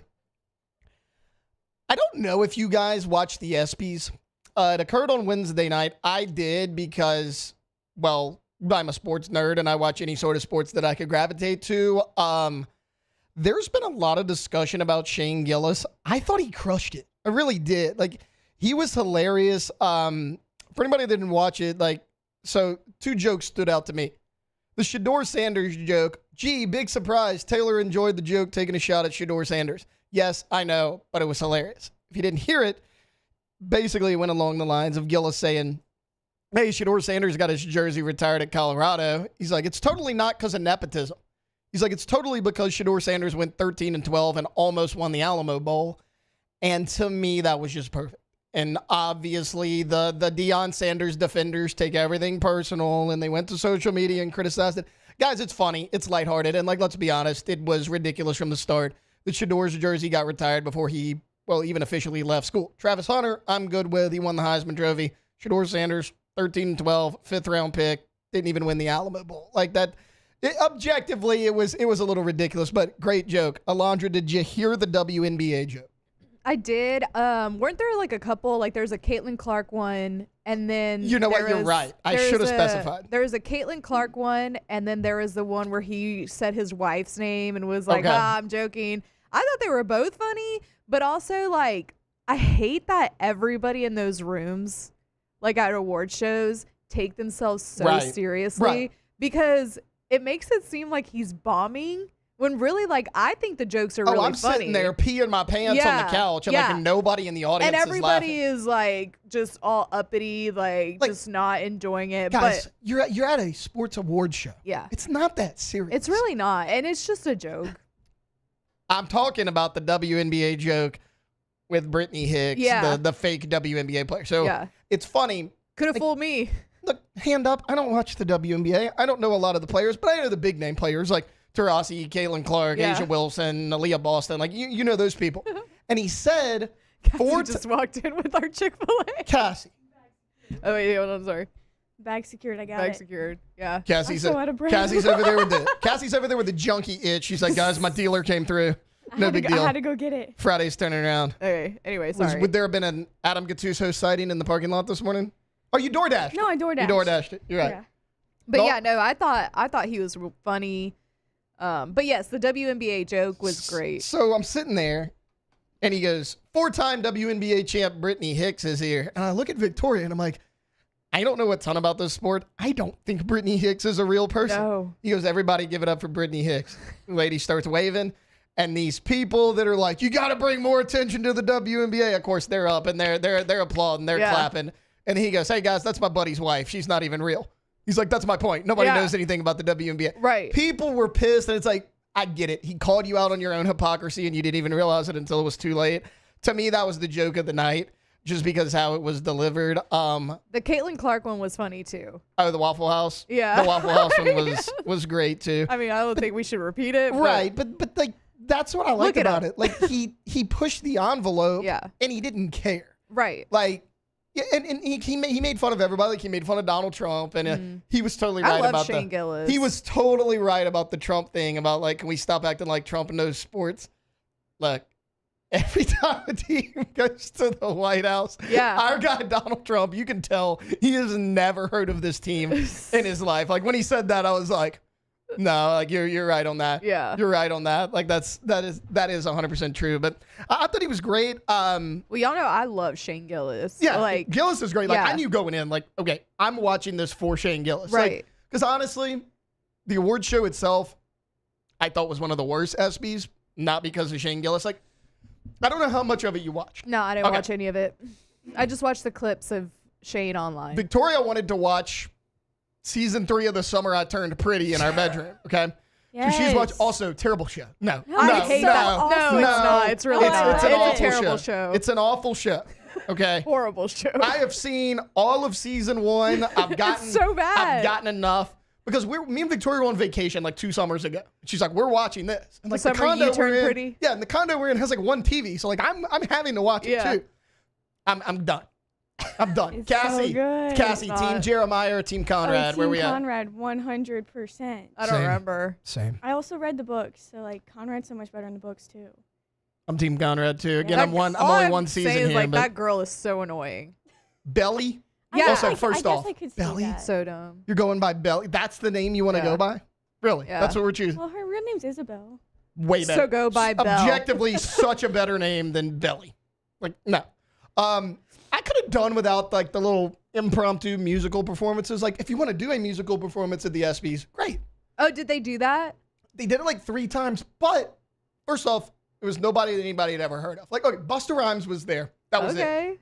That was it. Like, have you ever heard of Clips? Never in Like my life. E-Clips, but take out the E? Nope. Nope. They were apparently a big deal there. They had like Okay. 3 or 4 people like that.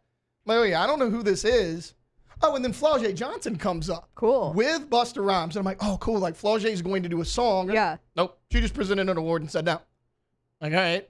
But every musical performance, it went like 30 seconds, and then they like rushed them off stage. Oh, that is weird. So it's like, they kind of brought up people. They You're didn't like, commit I to don't it. really know who this is. And then Yeah. they did like half a song and left. That Like, does it feel was forced. no more than like a minute at a time. I'm like, hey, this is a little dumb. Didn't like that. Best play was a disaster. Like Saquon Barkley's reverse hurdle. Yeah. Not best play. Yeah, Great yeah. moment. I hate to be this guy. Like, that was a 12-yard run. Like, it was like, go watch it. That was a 12-yard run. And then the other nominee is like Sabrina Ionescu hits a deep three. Yeah. U.S. women's national team got a goal in a big moment, but like. Who won it? Saquon Barkley. Oh, okay. And then, but like the goal itself wasn't that impressive. The moment was great. And then the fourth play was, I don't even remember. I don't even remember what the fourth play was. Doesn't matter. Oh, Tyrese Halliburton hitting the game winner in the NBA Finals. Oh, but I'm like, yeah. that was game one and you lost the series. So like all the top plays were awful. Like I would have picked maybe, I don't know, the Cooper DeJean interception on Patrick Mahomes in the Super Bowl. Like there's just a thought, like, something like that. But I thought Gillis did a great job. I think people need to quit being so sensitive. All right, coming up here in hour number 3 to lead off hour 3, Mike Scarborough of TigerBait.com's hopping on, kind of previewing a little LSU football, and then we're going to wrap this show up with Ask the Bench. That's all coming up here in hour number 3. Off the bench. All right, go to pelicanroof.com. Pelicanroof.com is the website for, you probably guessed it, Pelican Roofing. And once you get to the website, so many different things that you'll see there, including their 5-star reviews right there on the homepage. You'll also see in the top right corner the instant roof quote. What is that, you ask? Well, all you do is click on it. You type in your address, your home, your business, wherever you need a new roof. It's going to actually get an outline of your roof from Google Maps and give you an idea of what that would cost. It's an incredible tool that they have there on the website. Also, one of the things we've been telling you about over the last couple of weeks, their financing options. And they're right there, Matt, on the homepage. Yeah, I actually, guess what? When you said it, when we started this, I went to pelicanroof.com and everything popped up right there, from their service areas, about their projects they've done, a gallery, everything that they do and can do for you. Like Jake said, 0% financing for qualified buyers. Pelicanroof.com, pelicanroof.com.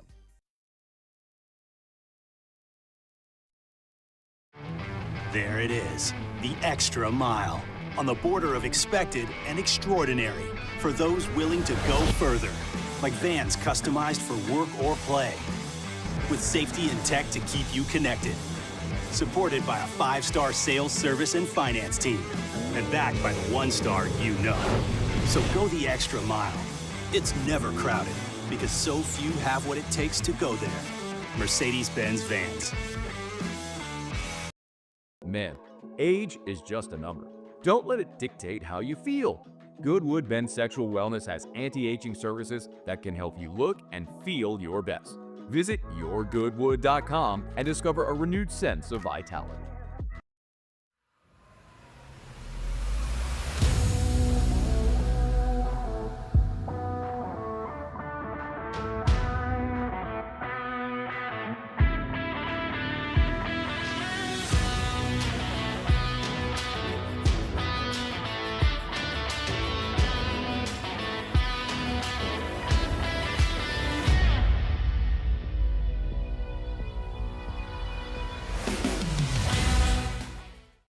Gulf Coast Office Products is a nationally recognized Savin office equipment dealer based right here in Louisiana. Over 100 employees strong, Gulf Coast has the boots on the ground to support all vertical markets, from education, engineering, legal, and finance. With the latest in office technology, from desktop to production segment units, Gulf Coast and Savin have the perfect fit for you. Call 225-756-2644.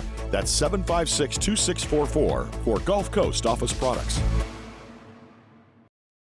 Family owned and community driven. Service Chevrolet Cadillac, a legacy you can trust since 1972.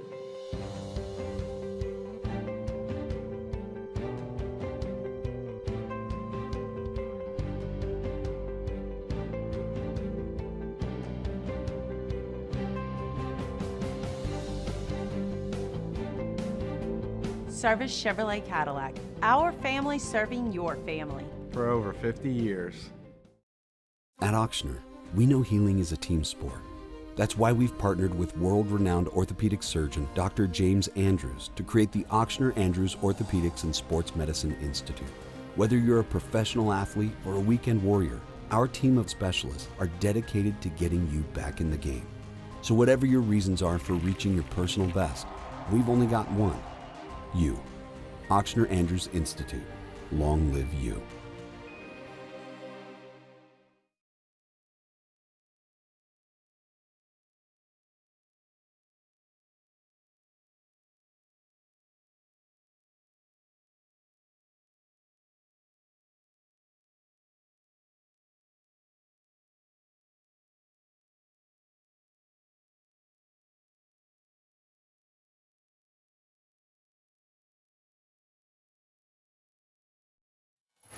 All-Star Toyota presents Off the Bench with Jacob Hester and Matt Flynn. Hands to Hester, and Hester, yep, got it, 5 out of 5. From carrying each other to a natty to carrying each other on the air. Flynn is back to throw from the end zone. Boom! Live from the Mercedes-Benz of Baton Rouge studio. It's Off the Bench.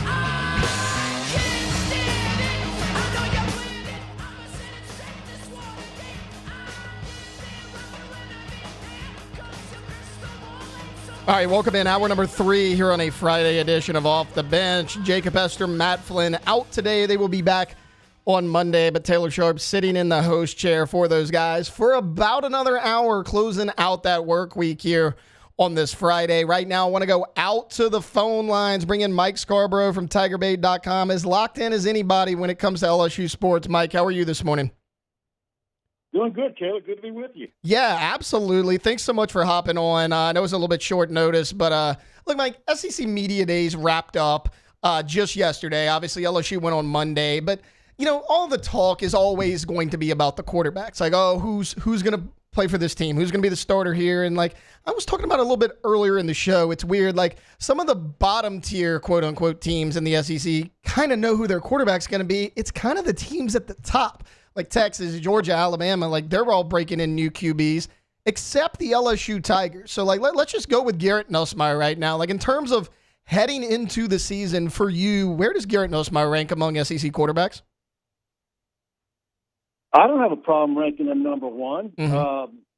You know, certainly he's the top returning quarterback in all of college football with the yardage and what he did last year. And look, you can talk about Lenore Sellers. You can talk about DJ Lagway. You know, is Marcel Reed going to be the next guy up? Frankly, I'm ready for the Arch Manning hype bubble to pop. Yeah. But I think everything that's coming Garrett Nussmeier's way during talking season is correct. Mike, as far as like I'm with you. Like it has to be Garrett Nussmeier because, like you just mentioned, like. There's kind of a question mark around a lot of these other guys. As far as biggest question marks for LSU, we know it's the offensive line, right? Like you lose 4 starters from that group a year ago. So let's go outside of the offensive line. Like take them out of the equation. Outside of O-line, for you, what is your biggest question mark for the Tigers? Well, yeah, that's just it. It's like I mean, I know a lot of Texas A&M is proud of their running back room. LSU's running back room's loaded. The tight end room is loaded. The wide receiver room is an embarrassment of riches. I don't know that you're, like most schools, very enthusiastic about your number 2 quarterback. But offensive line, you're right, is the only real worry on the offensive front. Defensively, I think this is probably the best defensive line, and that's interior and edge rushers since BK's been here. I like the linebacker room. I think there's a reason to be probably more enthusiastic about Harold Perkins at this point than at any time in his career. For some reason, I feel like, you know, if he's 100% healthy, I think they're going to find the right spot for him. So then we go back to the issues that have plagued this team, and that's DB, cornerback, and safety. Did I see enough in the spring to know that they've got cornerbacks sewn up and they're not going to have any issues? I think the edge rushers are going to help those cornerbacks. And I have a hard time believing that the safety position at some point isn't going to be solidified, whether it's with DJ Pickett or whoever that ends up being the starter at some point. There's just too much talent there to not be able to find the right combination is what I'm getting at. There's a whole lot of safety in numbers at the safety position. Right. No, I'm with you. Like, really, it's O-line, and then everywhere else, you kind of feel okay. Like, I was talking about it earlier in the show. I thought this coaching staff did a really good job in the portal, like, filling all your needs, especially on the defensive side. And here's my thing when I think about the offensive line. Look, I think the offensive line recruiting at LSU on a consecutive yearly basis has been the best it's been probably this century under BK. Mm-hmm. So why isn't that equating to a stout running game. And look, you'll be able to point to the fact that they're all newcomers and 4 starters are lost if they don't get it done. But I also wonder if there's an issue with the way the technical part of that offensive line as to why they have the inability to run the football. I mean, a lot of offensive linemen come out of high school in these offenses, RPO offenses, and it used to be years ago, your offensive line would come out of high school and all they knew how to do was run block. Now, is that what it is? It's completely the opposite, and you have a rough time teaching them that. Yeah, no, I get you. It's like the conversation everybody has about, this quarterback can't take snaps under center. They don't do it anymore, Mike. Like, I'm kind of with you on the running game thing. Look, a minute ago, you mentioned an embarrassment of riches at wide receiver, and I agree. Like, there are a ton of bodies there. You got a bunch of big-time transfers in. You did a good job retaining a lot of your weapons from a year ago. Like, we saw Chris Hilton at SEC Media Days on Monday. So, like, let's assume Hilton's going to get that start against Clemson. And I know it doesn't really matter, who gets the start because they're going to rotate these guys in and out. But, like, in your opinion, like, top 3 guys going into the Clemson game, who do you think it's going to be? Well, it's going to be Aaron Anderson, Chris Hilton, and Barry and Brown, right? But how quickly is Nick Anderson out there? You've got Teron Francis that's I think is going to be a fantastic freshman. That's where it's like, we know how special Harlan Berry can be, whether he's going to be lined up in the slot or at running back. And you can go, 5 through 8 in your wide receiver room and see guys that could probably be starting in a lot of schools. How do you get all those guys involved when you've also got a tight end room that other schools are very envious of, with the addition of Bauer Sharp on top of Trey'Dez Green?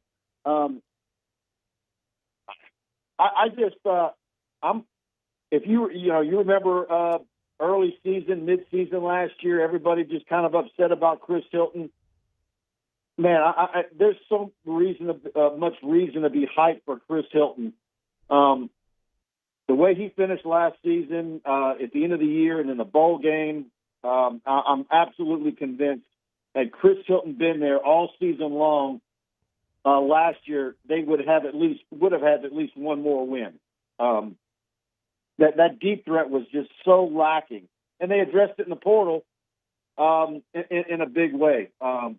But then the next question is, in my mind, is who's going to be your leading receiver in touchdowns, and who's going to be your leading wide receiver in receiving yards? Is it 2 different people? Is it one person? And what's going to be the total of receiving yards across the board? And I think the running backs are going to catch a whole lot of balls as well. Mike, as far as, we've talked about a lot of transfers and a lot of guys that are kind of known commodities, right? We're talking Aaron Anderson, Chris Hilton. This can be offense or defense. Like, just give me a guy you're watching heading into the season, a freshman, you're like, hey, that guy could break out. I think that's where it's kind of hard. As much as I think Harlan Berry is as legit as can be, how does he break in? And I always like to pick on Frank Wilson's running back rotation. At what point do you think there's any chance that Harlan Berry is an integral part of the offense at Clemson on the road in that environment? Even if he didn't put the ball on the ground one time in fall camp, do you think he's going to get utilized quickly? I have my doubts just based on history and the way I know that BK and Frank like to rotate those guys. It's a good question. I think if it's going to be a freshman, it's got to be someone like DJ Pickett on the defensive side of the ball. Yeah, no, I'm with you. Like DJ Pickett, that's the name that everybody's going to watch, right? And like that's like we were talking about the safety room. Like they actually did a pretty good job at the cornerback spot as well. Like you have Stamps back who in his 3rd year, and I know he wasn't like a full-time starter as a freshman, played a lot of ball though, was a starter last year. Like he's entering his 3rd year. You got some guys in the portal. You got DJ Pickett. Like that's a room as well to keep an eye on. Mike, before we get you out of here, Mike Scarborough of TigerBait.com. joining us right now. I want to ask you two quick recruiting questions before we get out of here. Look, obviously Tristan Keys, number 1 wide receiver in the country, currently committed to the Tigers, but I mean, he's taken all the visits. He's made no bones about, like, I'm going to continue to talk to other schools. In your opinion, do the Tigers keep Tristan Keys on board? I like their positioning right now, but I think there's going to be some antsy moments and some back and forth and drama all the way till the moment he does it. Look, in this day and age, anytime you get a guy like that that's got the stuff going on Twitter and the NIL deals, you're going to have a whole lot of people who are skeptics of it. But I think you'd much rather be in LSU's position with him right now than other schools. You just don't want to get blindsided in November because you thought you had what you needed, and then someone came and dropped a huge dollar amount, and it's just too much for you. At the same time, I think that's the same. You can reverse and say that's probably what LSU needs to do at the quarterback spot. They've got to be the spoiler and go yank a quarterback and be in position to flip a kid in November at the quarterback spot. That's actually right where I was going next, Mike. Like, look, LSU was after Bo Bentley for a while. He chose Oklahoma. You'll offer Bryson Beavers, and the next day after you offered him, he commits to Oregon. So they've kind of swung and missed on a lot of these guys. And, you know, there's that old adage of, like, oh, you have to sign a quarterback every class. Well, with the portal, like, in your opinion, does that change at all? Because, like, a lot of people are saying, oh, you have to get a quarterback in 26. Others are saying, well, you'll just dip into the portal, get one out of there, and then you have the good 27 class coming up. Hopefully you can land one of those guys. Like, where do you stand now of, like, having to take a quarterback every class? Well, I mean, we've been posing the question for a couple of weeks now. When you look ahead, and because that's what everybody's doing, if BK doesn't make the playoffs, what's it like for him in 26? And think about all what you're going to lose because of how much eligibility you got and all those NIL guys you just signed. You know, do you think the starting quarterback for the 26 football season is currently on the LSU roster? I don't. Yeah, I don't either. So, and then when you look, you say, okay, who are the guys that we're mostly familiar with that Joe Sloan has relationships with? And I'm pretty sure there's some guys that we probably aren't talking about. But if it's going to be trying to flip guys that committed elsewhere, and you look at where they're at in the resources at those schools, whether it's several quarterbacks committed to Oregon that LSU offered, Jared Curtis at Georgia, Faison Brand at Tennessee, Bentley, Oklahoma, Diabell at Texas. You know, you're not going to flip those guys by doing the reverse Bryce Underwood this year. So to me, it's like, do you go down a level into, a low 4-star, a high 3 to get your high school quarterback, and then after that, go into the portal and get you a marquee quarterback that's either a grad transfer or has 1 year. And then the question there is, how much do you have to pay to get that guy? And how many other schools are you going to battle for him? Full well knowing what you're recruiting for the class of 27 and what those price tags might be. How many millions of dollars can you have wrapped up in your quarterback room? Right. No, I mean, it's the question that everyone's asking. Mike Scarborough, TigerBait.com. Check out him and the team over there at TigerBait.com. All things LSU, and they are locked in with the best of them. Mike, thanks so much for hopping on this morning. All right. Talk soon. Thanks, Taylor. Have a good weekend. Yep, absolutely. You do as well. All right, we're going to take a quick time out. We get back. We got more for you on the other side here on Off the Bench. Off the Bench. Oh, go to All-Star Toyota of Baton Rouge.com, All-Star Toyota of Baton Rouge.com. Buying new, leasing, renting, everything is available. Hopefully you took full advantage of the rentals during the 4th of July, that holiday, right? You got a trip coming up. But as we know, that's not the only time that you travel. If you've got something coming up, if you've got a tournament coming up, if volleyball, baseball, soccer, softball, whatever it might be, you've got more equipment, your current vehicle will maybe get by just barely, have enough room. You don't have to worry about that. Go get you a Sequoia, get a Sienna, get a Tundra, right? And take that trip. Per day rental prices, allstartoyotabatonrouge.com. Yeah, we're past the 4th of July, but summer is not over. We still got about a month, maybe a little over a month till the kids go back. So you might still be planning one last summer vacation. Go check them out on their car rentals. Go see what they can do for you today. allstartoyotabatonrouge.com. Family owned and community driven. Service Chevrolet Cadillac, a legacy you can trust since 1972.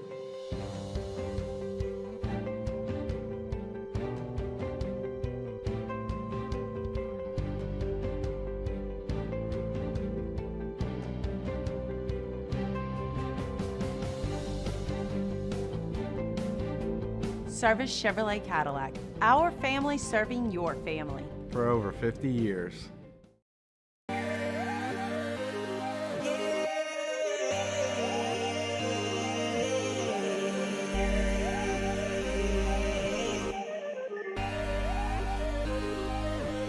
You gotta believe in a dream. Believe. You gotta believe in a dream. Believe.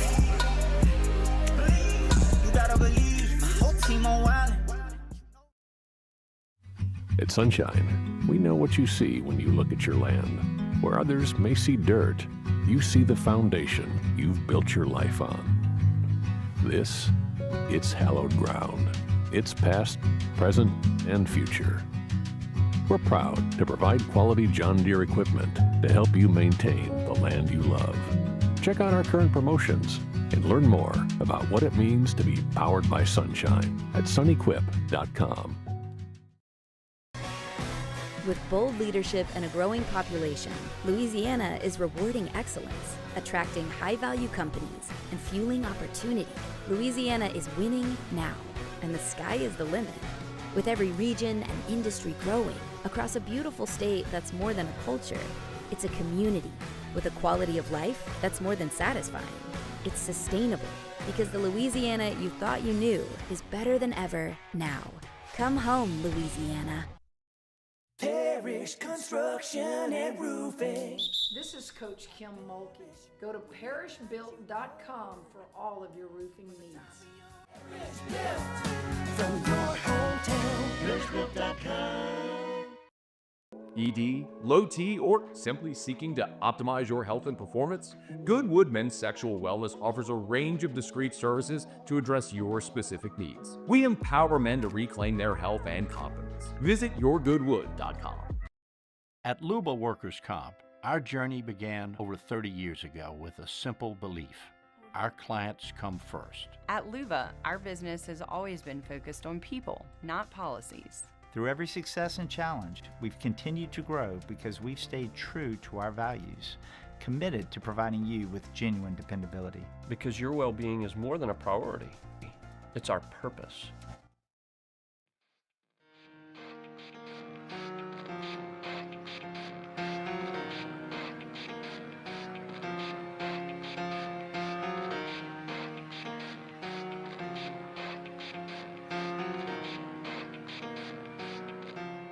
It starts with one thing. I don't know why. It doesn't even matter how hard you try. Keep that in mind. I designed From players to legends, Hester and Flynn break down LSU football like only champions can.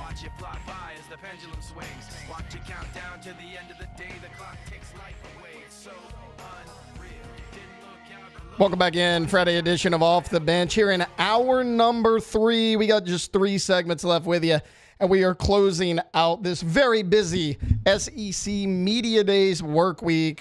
Jake and Matt will be back on Monday, but for the time being, you got me for the next 45 minutes or so. You know, we were coming back in from the bump music. I'm like, this isn't Nickelback, and I'm like, this is actually Linkin Park. It doesn't matter. It's the same thing. They're kind of neck and neck in my eyes. A lot of people don't know that. I mean, it's fine. I did a little Linkin- Three Doors. Linkin Park's a good one. I think I did 3 Doors Down earlier. You did. Yeah. You did. No, Linkin Park is that's a big one for me.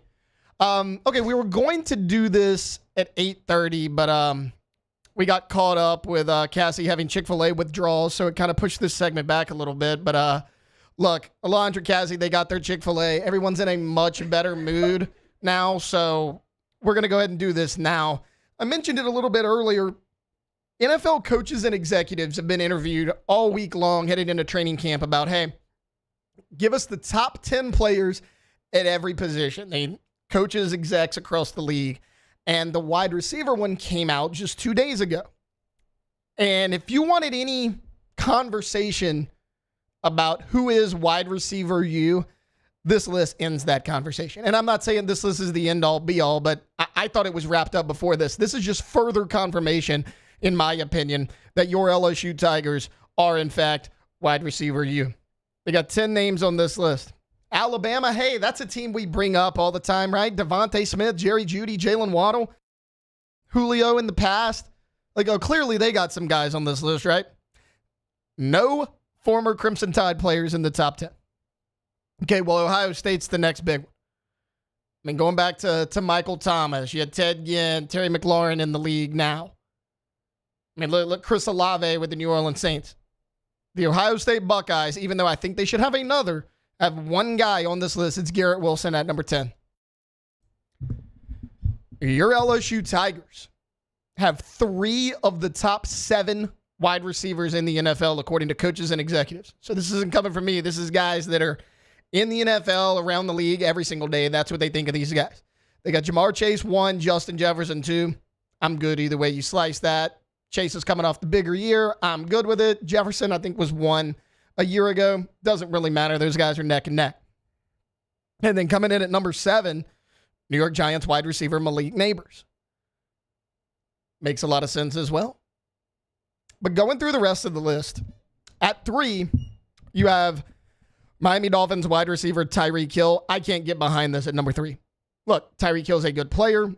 He had a down year last year, but before that, he had back-to-back 1,700-yard seasons. Tyreek Hill is a good player. Tyreek Hill is not a top 3 wide receiver in the NFL. You have CeeDee Lamb at 4, which I would bump him up to 3. You have A.J. Brown at 5 from the Eagles. I would bump him up to 4. You know, me and, I don't remember who it was. It was me and Jordan the other day. He's the one that showed me this list, and we were talking about it, and we're saying, like, you know, CeeDee Lamb and A.J. Brown are neck and neck. And my response was, yeah, and this isn't A.J. Brown's fault, but the Eagles are just a lot better than the Cowboys, and they have a lot more weapons. Like, CeeDee's putting up the same numbers as A.J. Brown, and teams are having to key in on them because they don't really have anything else. And Philly's got a better quarterback in Jalen Hurts than Dak Prescott. George Pickens will be huge for CeeDee Lamb. We'll see what he can do this year with that. That'll take a little pressure off of him. I wouldn't be surprised if he's in that 3 spot next season. But at 6, it's Amon-Ra St. Brown. 7, I mentioned Malik Neighbors. 8, Nico Collins. Interesting that he's on this list. Like, I personally think Nico's very talented. I was kind of on the Nico hype train 2 years ago before that big season that he had. But he's hurt a lot last year. Not to say that he wasn't good. He wasn't that available. 8's a little rich for me. 9 at Mike Evans for the Tampa Bay Buccaneers. People aren't going to want to hear this. Mike Evans should be higher on this list. I love Malik Neighbors. I'm a big fan of Nico Collins as well. Mike Evans should be ahead of both of those guys just because of the longevity. Like, remember, Saints fans were mad last year because Baker was kind of force-feeding the ball to Evans at the end of that second Buccaneers-Saints game because they wanted Mike Evans to get 1,000 yards. He's been in the league for, 9 seasons now? He's never had less than 1,000 yards. And even last year, because remember the Tampa Bay Buccaneers a year ago, I just mentioned it with CeeDee Lamb. Like, the Bucs were devastated by injuries. A lot of teams were keying in on Evans a year ago, and they still couldn't stop him. So, like, you're getting double-teamed a lot of times. You're getting up there in age. You've done it for 9 years now. And think about how many different quarterbacks he's had. He had Jameis Winston for 4 years. Then he had Tom Brady for 2. He's going on year 3 with Baker Mayfield. And he's performed regardless of which quarterback is in there. Like, all 3 of those guys, pretty different quarterbacks. Hasn't mattered to Mike Evans at all. He's got it done. Like, Mike Evans has to be higher on that list. And then at number 10, you have Garrett Wilson. Look, back-to-back 1,000-yard seasons, former first-round pick. He's at 10. Like, that's fine. Like, I'm probably taking... If I had to do this list, though, Tyreek Hill's getting dropped way down. Like, Tyreek Hill, for me, he's like 6 or 7. He's not 3. I might take Nico out. Evans will bump up. Because, like, Tyreek can't be at 3. at all. Like, if Tyreek Hill has another bad year, he's not on this list at all, much less top 3. He's not top 10 if he has another down year. But I think there's some big misses. Like, there's a guy with our guy Jaden Daniels out there at Washington, Terry McLaurin. Terry McLaurin's been in the league 7 years. He's had 1,000 yards 6 straight years. The only year he did not was his rookie year. He's had bad quarterback play, too. I mean, think about some of the QBs that were there before Jaden Daniels got there. You had Sam Howell that was there. Taylor Heineke was there. And very similar to Mike Evans, like, he puts up numbers regardless of who his quarterback is. And he's still just 29 years old. Like, Terry McLaurin should be on this list. But going back to the whole LSU wide receiver U thing, like, yes, if McLaurin's on there, that gives Ohio State 2 receivers in the top 10. But they're both towards the bottom. Not only does LSU have 1 and 2, you have 7 with Malik Neighbors. I could argue Brian Thomas Jr. deserves to be on this list. He actually had a little bit better of a year than Malik Neighbors last year. No, he had a better situation. I mean, Malik plays for the freaking Giants. Like, what are you going to do? But, I mean, look, last year, Brian Thomas, 1,300 yards, 10 touchdowns, so double digits there. He had 87 receptions. Like, Brian Thomas had a heck of a year. If he has another one like that, like Garrett Wilson, Malik Neighbors, those guys are getting knocked off. Brian Thomas is in there. That would give you 4, assuming Chase Jefferson and Neighbors stay there. I have no reason to believe that they won't. Jefferson puts up good numbers in Minnesota. Doesn't matter who's throwing him the ball. Chase has Burrow. They're not going anywhere. And whether it's Russell Wilson, Jackson Dart, Jameis Winston, whoever, Malik's actually going to have a better quarterback than he had a year ago. He had Daniel Jones till they cut him. He had Tommy DeVito. Like, he had bad quarterback play last year. Doesn't really matter who wins that job. Malik Neighbors is getting an upgrade at the quarterback position. But Brian Thomas Jr. could be right there with another solid season. There's no more Gabe Davis in Jacksonville. There's no more Christian Kirk in Jacksonville. Kirk's with the Texans, pairing with Nico Collins. Now, Travis Hunter does come over, but I don't think Travis Hunter is going to be a full-time receiver. I know they say he is. I just don't see it. I would like for him to be because I think he's a really good receiver. But I think Travis Hunter, at least rookie year until they get a feel of things, I think eventually Travis Hunter is going to stick to one side of the football, and that's what's going to happen. As good as he is as a two-way player, you just don't see it in the NFL. I think eventually that's what's going to happen. But rookie year, Travis Hunter, I mean, I'm thinking, hey, we're going to start you out at receiver, a little bit easier of an adjustment, and then we're going to play you a little bit more at corner here and there. If a corner goes down, you're going to play. If a receiver goes down, you're going to play. I think he's going to be a little bit of a tweener. I think he's going to have a good year, like impact-wise. Maybe the numbers don't reflect it, right? The raw numbers, because he's going to bounce around a little bit everywhere. I think he's going to have a huge impact. I don't know if he's a long-term player two-way. I think he's just going to stick corner, receiver. They're going to find a place for him and stick him there. Just because that's what the NFL likes to do. Not to say Hunter can't do it. We saw him do it for 2 years at Colorado. I mean, he just won the Heisman Trophy. The guy's phenomenal. I just don't know if that's going to happen. So, look, there's not a ton of guys competing for catches. Evan Ingram's gone in Jacksonville. If Trevor Lawrence could step up, he's had 2 bad years in a row. Trevor Lawrence has 1 more year, and that's it. At least in my opinion. So you could potentially have Jefferson, Chase, Neighbors, and Brian Thomas all in the top 10 of wide receivers. The wide receiver U conversation's over. It was over before this, but it's like that's it. Wrap it up, put a bow on it, it's over. Ohio State and Alabama can battle for second. Because LSU is wide receiver U, and that's going to continue. Look at the guys on campus right now. We just had Mike Scarborough on. We were talking about the embarrassment of riches at the wide receiver room. That's going to continue. And right now, the number 1 wide receiver in the country is committed to LSU for 26. We'll see if they hold on to him, but that LSU NFL pipeline for wide receivers is not slowing down anytime soon. All right, we're going to take a timeout. When we get back, UFC 318 coming up in New Orleans. Someone in this studio will be in attendance. We'll get her thoughts on the matchup. We'll break it down a little bit. And then, have you ever gotten caught having an affair at a concert? Well, somebody did. We'll talk about that on the other side here as well on Off the Bench. Off the Bench.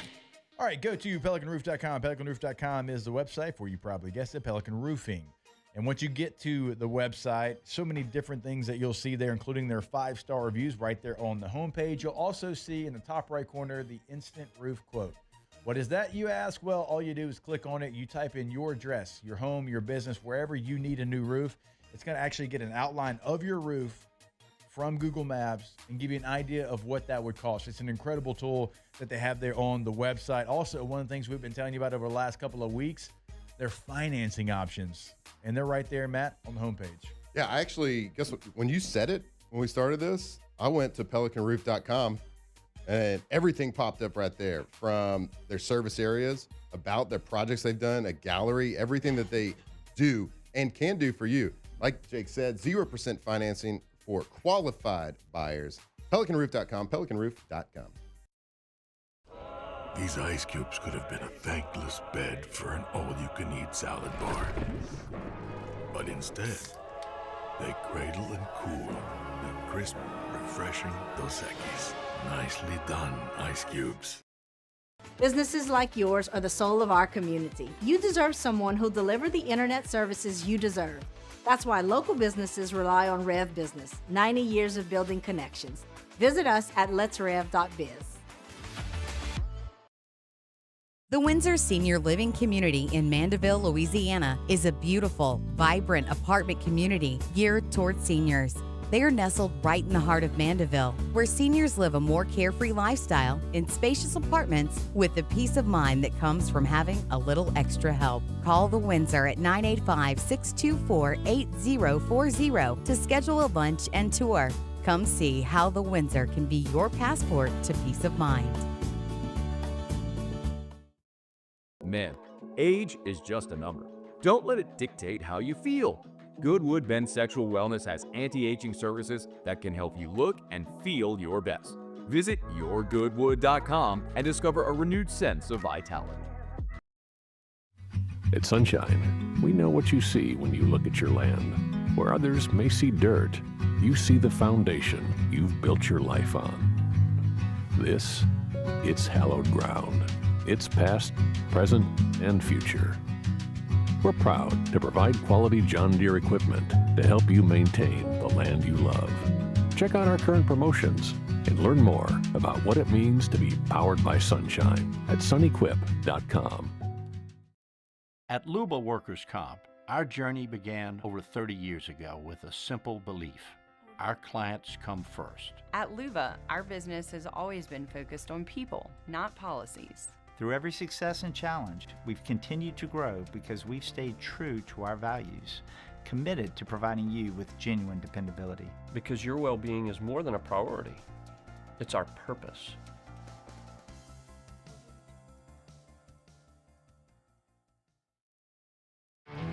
There it is, the extra mile, on the border of expected and extraordinary, for those willing to go further. Like vans customized for work or play, with safety and tech to keep you connected. Supported by a 5-star sales, service, and finance team, and backed by the 1-star you know. So go the extra mile. It's never crowded, because so few have what it takes to go there. Mercedes-Benz Vans.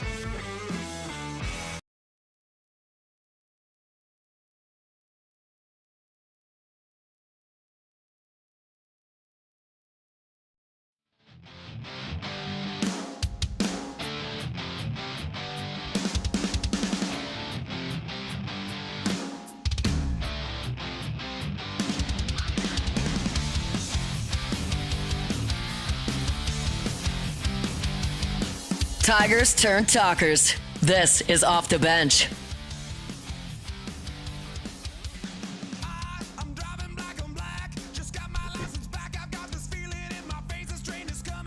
How risky do we get on the Friday? How long do we let this song play?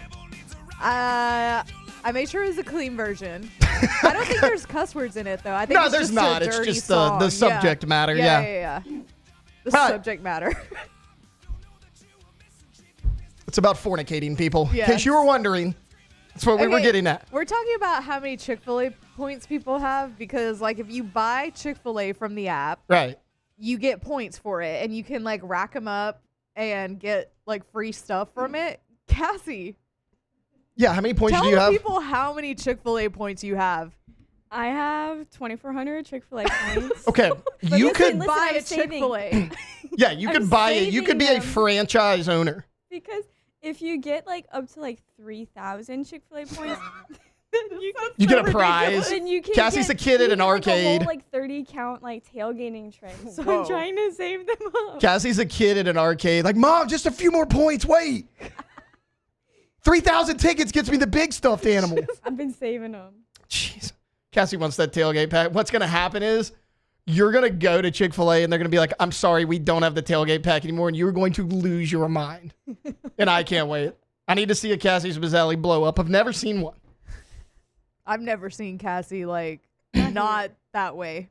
Like Cassie, the way that she is right now, that's how she is 24/7. I'll tell you what though, she's kind of a mean texter. You never know the tone. You never know the tone you're gonna get with Cassie. That's I think I'm just dry in my tone. maybe that's what it is. Yeah, That's what I've heard. I haven't experienced it personally. That's the word on the street though. Okay, possible transition here. 5,000 gets you a whole Chick-fil-A cow. Oh my gosh. Daniel Basham. Whole Chick-fil-A cow. Yeah. We need that. Cassie, 5,000. That's the goal. I feel like give me like a month or maybe 2 months. Okay, how many points do you get? This is how long you've been saving up. How many points do you get per order? Like on average, how many points do you get? It depends.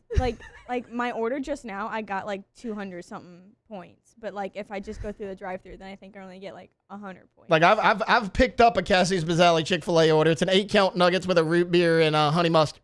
Yep. How many points is that normally? I think it's usually like 100 something points. Oh, okay. I'm thinking like 10 per order, and I'm like, how many years have you been saving up? 100's No. actually. Yeah. Okay. Yeah. That's not as crazy. Yeah. Okay. Coming up. Sorry. They're so funny in the chat. If you're not like in the YouTube chat during your day, you need to get in it. Some people are in it all day. I know, right? There's some people that are in it like every show. Some people are in it all day. I'll admit, like sometimes if I get home early, I'm like AFR's on, slip in the YouTube chat. I was in it yesterday. I was hanging out with our guys yesterday. I like when you get in sometimes during Hunt show. Oh, I do. Yeah. I'll get it in on Hunt show every now and then. If I hear Hunt giving some outlandish golf take, I'm like, the chat needs me. So we'll slip in. It's like the bat signal in the sky. It's just Hunt swinging a golf club.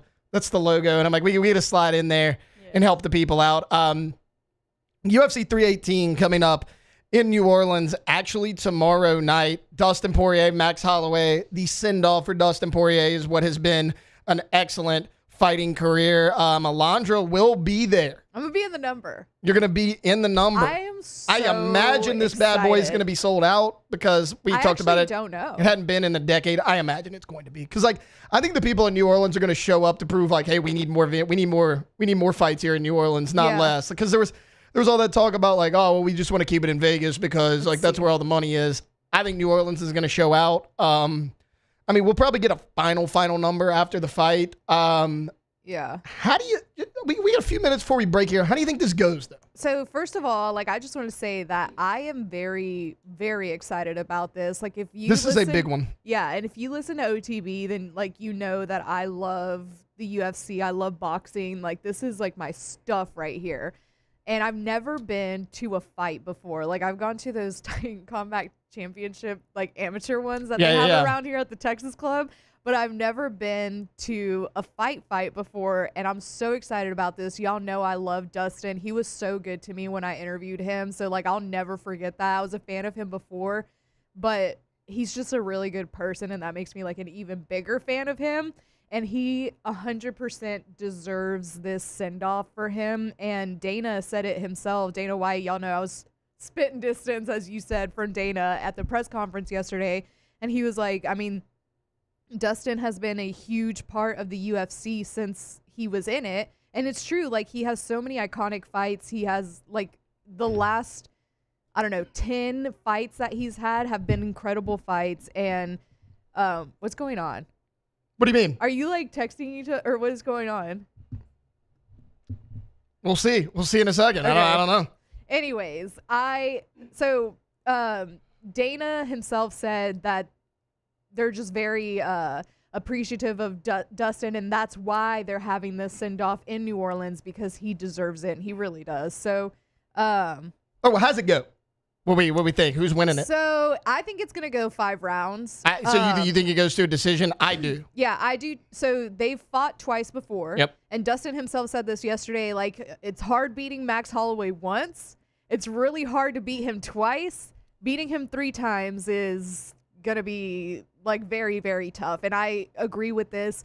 Max Holloway is a great fighter, and the lines are about even.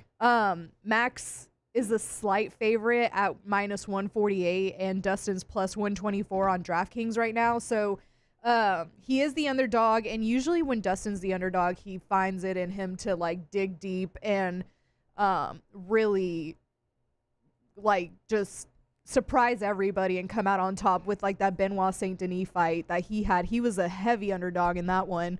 So I do think it goes to a decision. The last 2 times he beat Max, one of them was by submission. The other one did go to a decision. So we're missing a third one. We're missing a knockout. Are you calling fifth round knockout? I'm not calling 5th round knockout. I don't want to call a knockout, but it is. They are going to get in there and like, it's going to be a chaotic, like just throwing punches fight. Like both of them are like 2 of the best boxers in the UFC. So I think it's going to be a great fight. I'm really hoping that Dustin takes this one. I don't even want to like, So you're picking Dustin. I'm going to pick Dustin just off of like fandom and going with your heart. Going with my heart. Yep. And it's his retirement fight. He needs this, but like how awesome would it be if Max Holloway's only been knocked out once? Yeah. By our guy Ilia Topuria. I said our guy, but I don't know if you're a fan. You're a guy. I love Ilia Topuria, but I hadn't watched him. I'm not quite as locked in as you. Like I hadn't watched him enough yet. So I mean, it's hard to beat Max Holloway. So beating him 3 times is going to be a really hard feat, but if there's anybody that can do it, I think it's Dustin, and it's his last fight. So I don't even want to give a pick. Like, I really don't, because I love both these fighters so much. I will say this. I appreciate that Poirier is not taking the easy way out. Like, not to throw shade at others, but, like, there's a lot of guys that are, like, they'll do a big fight, and they'll be like, win or lose. They're like, I want to do a little bit of an easier fight, go out on top. This is a big boy. Yeah. Like, Dustin's not taking the easy road out and taking, like, okay, for example, when Floyd Mayweather and Manny Pacquiao finally fought, Floyd Mayweather, that gave him, I think he was like 47-0, and he's like, I want to get to 50. Yeah. He kind of did 3 easy fights on his way out. Like, that's fine if you want to get to 50. The Pacquiao one was kind of the ultimate one. Yeah. Poirier's going out, like, swinging. Like, Max Holloway is not an easy out. I'm going to go Dustin Poirier, unanimous decision. Yeah. That's my pick. He is, like, again, this is for the BMF title. Max Holloway holds it right now, but these are 2 of the BMFs in UFC. The BMF I think I know what that stands for. Yeah. Bilbo says, when do you not make a decision based on vibes? I mean, that's just, I probably do a lot, but like, I think most of the time it's based on facts. So Baseball me and Alondra season was all facts. Whenever I got that plus 550 bet on Ryan Garcia with Devin Haney, like that was facts. Sorry, I don't know why I'm losing my voice right now, but that was facts. I mean, this one's a vibe. You got a chicken mini coat in your throat. I got a chicken mini in my throat, but this one's vibes because I just can't. Again, the lines are even.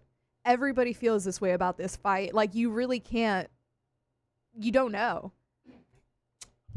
All right, well, it sounds like she's leaning Poirier. I'm going to go Poirier. I hate when that means Holloway's going to win. I hate when we both pick the same. But you know what we got to do? Speaking of vibes, whenever you're at a concert, like it's a great vibe, right? Like you're all having a good time. Not tech CEO Andy, whatever the hell his name is, and I think he's an astronomer. He's the CEO of Astronomer. The company's called Astronomer. He's the tech CEO. I messed that up. I mean, I've never even heard of the company Astronomer. Whatever. He's a billionaire. He's at this suite at a Coldplay concert. You know, they're panning to the crowd, and a camera pops up. Cassie, we actually have the picture of the couple. You can go ahead and pull this up. So this is the couple. This is tech CEO and his HR lady, who apparently were having That's not the one. That's me and T-Bob. That's me and T-Bob. That's not the one. That's the one you sent me. Sorry. I wanted to give T-Bot a shout out because, you know, since T-Bob left the show, we hadn't had many that there's a gym. But anyways. Wait, is this what T-Bob sent in the group? I didn't look at it. Yes. Okay. It's me and T-Bob as the, hey, anybody want to guess which one of me and T-Bob's the woman? That's a tough one. Yeah. Anyways. That's funny. Tech CEO, Andy, whatever his name is, doesn't matter. And the head of his HR were snuggling up at a Coldplay concert. Now everybody's, up in arms about it. My opinion is they reacted very poorly. Like, if you see the real video, she turns away. He climbs under the table. So climbs stupid. under the table. Nobody like, my would've thought cared. is, right, like, I get that you're a billionaire. You think you're awesome. I didn't know who this guy was or what he looked like up until Tuesday or Wednesday or whenever that came out. And the only reason we saw it is because of their incredibly awkward reaction. Like, Chris Martin's on stage and goes, hey, they're either having an affair or they're really shy. Well, Chris Martin, little did you know that's exactly what was going on. And then, there's a lot of, like, it's coming out saying, oh, well, our privacy was, like, you're at a Coldplay concert.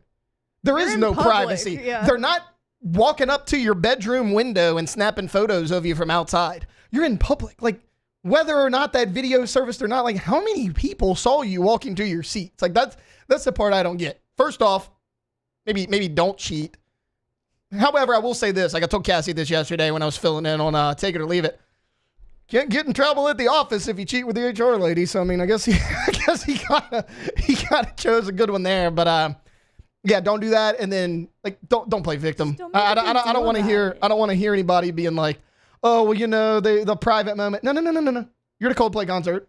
You're a billionaire CEO. No, there is no privacy at a Coldplay concert. No. If they were taking pictures of you from your bushes in your yard, like, sure, that's an invasion of privacy. Not this. You were super reckless. Your reaction to the whole situation was awful. You made it 100 times worse.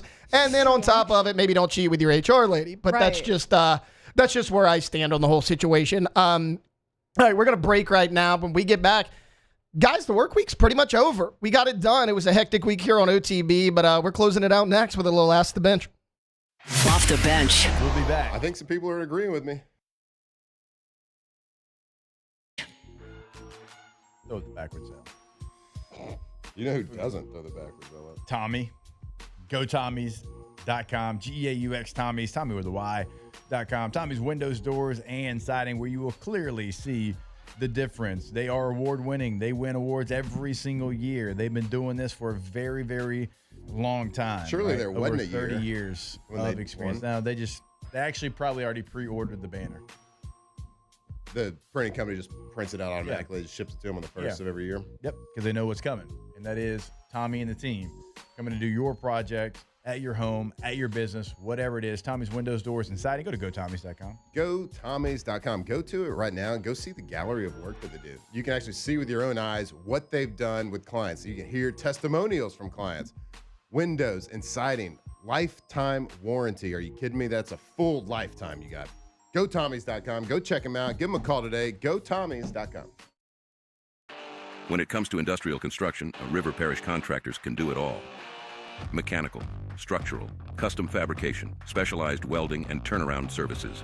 Strategically located in between Baton Rouge and New Orleans, we have the local team with the experience and commitment to safety to manage the most complex industrial projects. Period. Here's the deal. Partnering with us means your project is delivered on time, on budget, and most important, safely. River Parish Contractors, let's get building. Baton Rouge's home for real rock. It's Eagle 98.1. Foo Fighters. Led Zeppelin.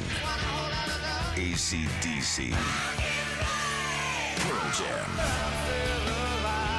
And the flagship home for LSU sports. Take us anywhere with the Eagle 98.1 app. Eagle 98.1 is the rock station. Gulf Coast Office Products is a nationally recognized Savin office equipment dealer based right here in Louisiana. Over 100 employees strong, Gulf Coast has the boots on the ground to support all vertical markets, from education, engineering, legal, and finance. With the latest in office technology, from desktop to production segment units, Gulf Coast and Savin have the perfect fit for you. Call 225-756-2644. That's 756-2644 for Gulf Coast Office Products. Family owned and community driven. Service Chevrolet Cadillac, a legacy you can trust since 1972.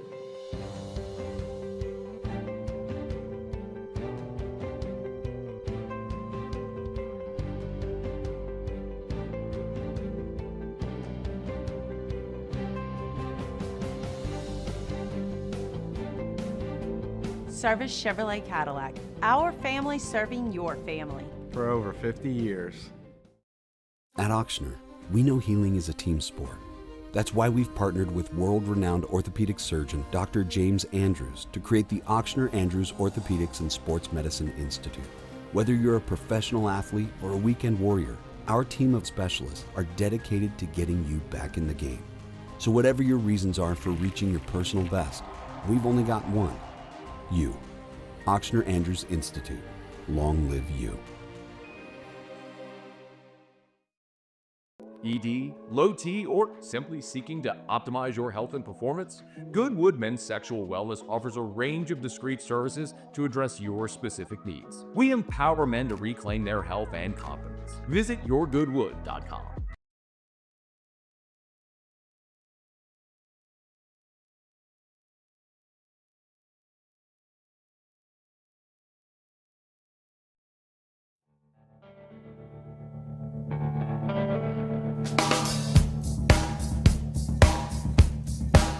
From players to legends, Hester and Flynn break down LSU football like only champions can.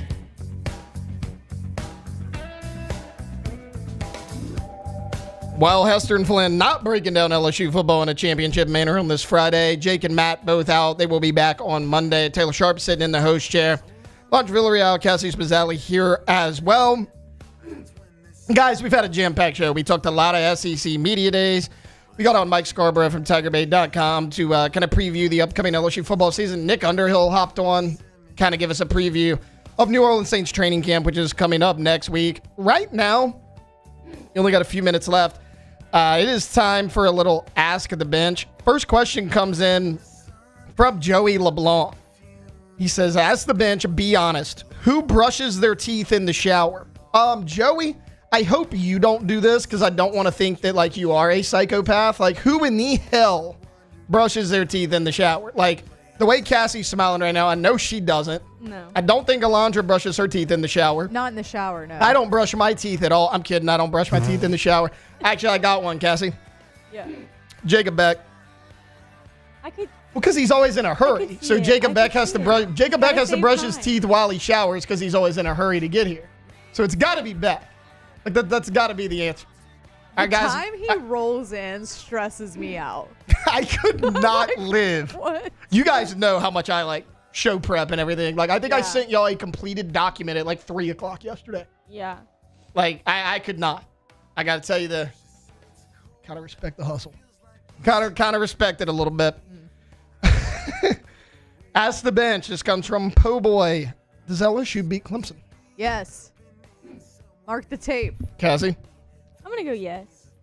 I mean, you can't. I mean, I have said no. Statistically, like, You ain't gonna get me 6 times. Law of averages, you can get me 3 times. You can get me 4 times. You can get me 5 times. Ain't gonna get me 6. But 6 times, you're not getting Ain't gonna get me 6. I have learned my lesson after 6. I have said no all off season long.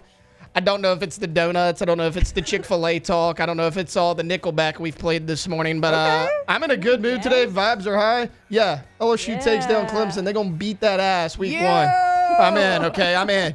Will I change my tune probably 3 or 4 times throughout the season? We'll probably go back and forth. That's just what I do. But, yeah, no. No. Tigers taking them down. The real Tigers will reign supreme. Real Death Valley. No, 100% real Death Valley. Ask the bench, does the CEO survive this? Being seen at a Coldplay concert. Not with his wife, no. So we were talking, I think he's making fun of Coldplay. That's funny, yeah. We were talking during break, Alondra, where, like, I think I only know like 2 or 3 Coldplay songs. I know Yellow. Yeah. The Scientist or something There's like that. another that, like, I know it when I hear it. Like, I can't name it. I know it when I hear it. That song's like Para, Yeah, I think that's Paradise, Coldplay. right? Yeah, okay, I Yeah. know that one. I know that But one yeah, too. no, I'm not a Coldplay That's person. the thing, right? That Like, one in yellow. Yeah, Yellow, yeah. like every time I hear Coldplay, I'm like, oh yeah, big time band. But then like, I'm like, I don't actually know that many Coldplay songs. So yeah, I mean that crowd effect. I tell you what, there's gonna be a lot more people at the next Coldplay concert. They all want to see the breaking news that's going to happen at that one. Not asking that. This guy, not an ask the bench, but it said not Tay giving Dabo bulletin board material. I appreciate that in midstream. I really do. Do you think Dabo Sweeney knows who I am or gives a crap what I say about him? I appreciate it. I tell you what, if Dabo Sweeney got bulletin board material from me and Clemson went on to beat LSU, I'm still victory lapping around this room that Dabo Sweeney actually knows who I am. Don't even care the result of the game at that point. Dabo Sweeney has no idea who I am. Also, don't be an idiot. You're going to send Brian Kelly a text message? It's not even spelled the same way. How's Brian Kelly spelled in your phone? You weren't looking at the name when you sent it? Like, I like Dabo. That was a little bit too far on the, oh, gee, golly, look at me. Like, I'm done with the Dabo thing for the time being. I do like Dabo, though. I do think that the Dabo is a good coach. Gets a lot of hate just because he does things a little bit differently.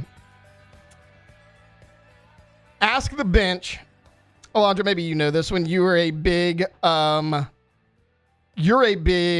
Mac fan, right? Yeah. Will Lindsey Buckingham join Fleet Mac for its final tour?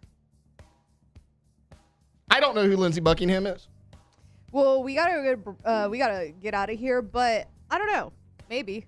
All right, that's gonna do it. I mean, if Oasis can get it together, maybe Lindsey and Stevie can. Yeah. All right, that's going to do it for a Friday edition of OTB. We'll be back same time on Monday here on 104.5 ESPN. Off the bench.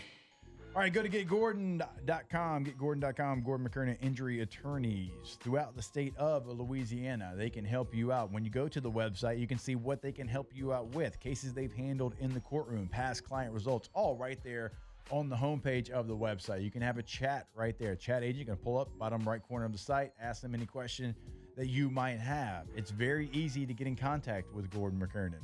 It is your area code in Louisiana, followed by 888-8888. And it's always on social media at Get Gordon's always going to be the handle to see what they're doing throughout your local community. Get Gordon and get it done. Everybody knows the name. Everybody's seen the billboards. Be a part of the G team. There's a reason for that, because they make things easy. They help you. If you're injured, it is not your fault. Whether it's a car accident, work, injured at the job site, whatever it is, let them help you. Let them fight for you. GetGordon.com, 888-8888.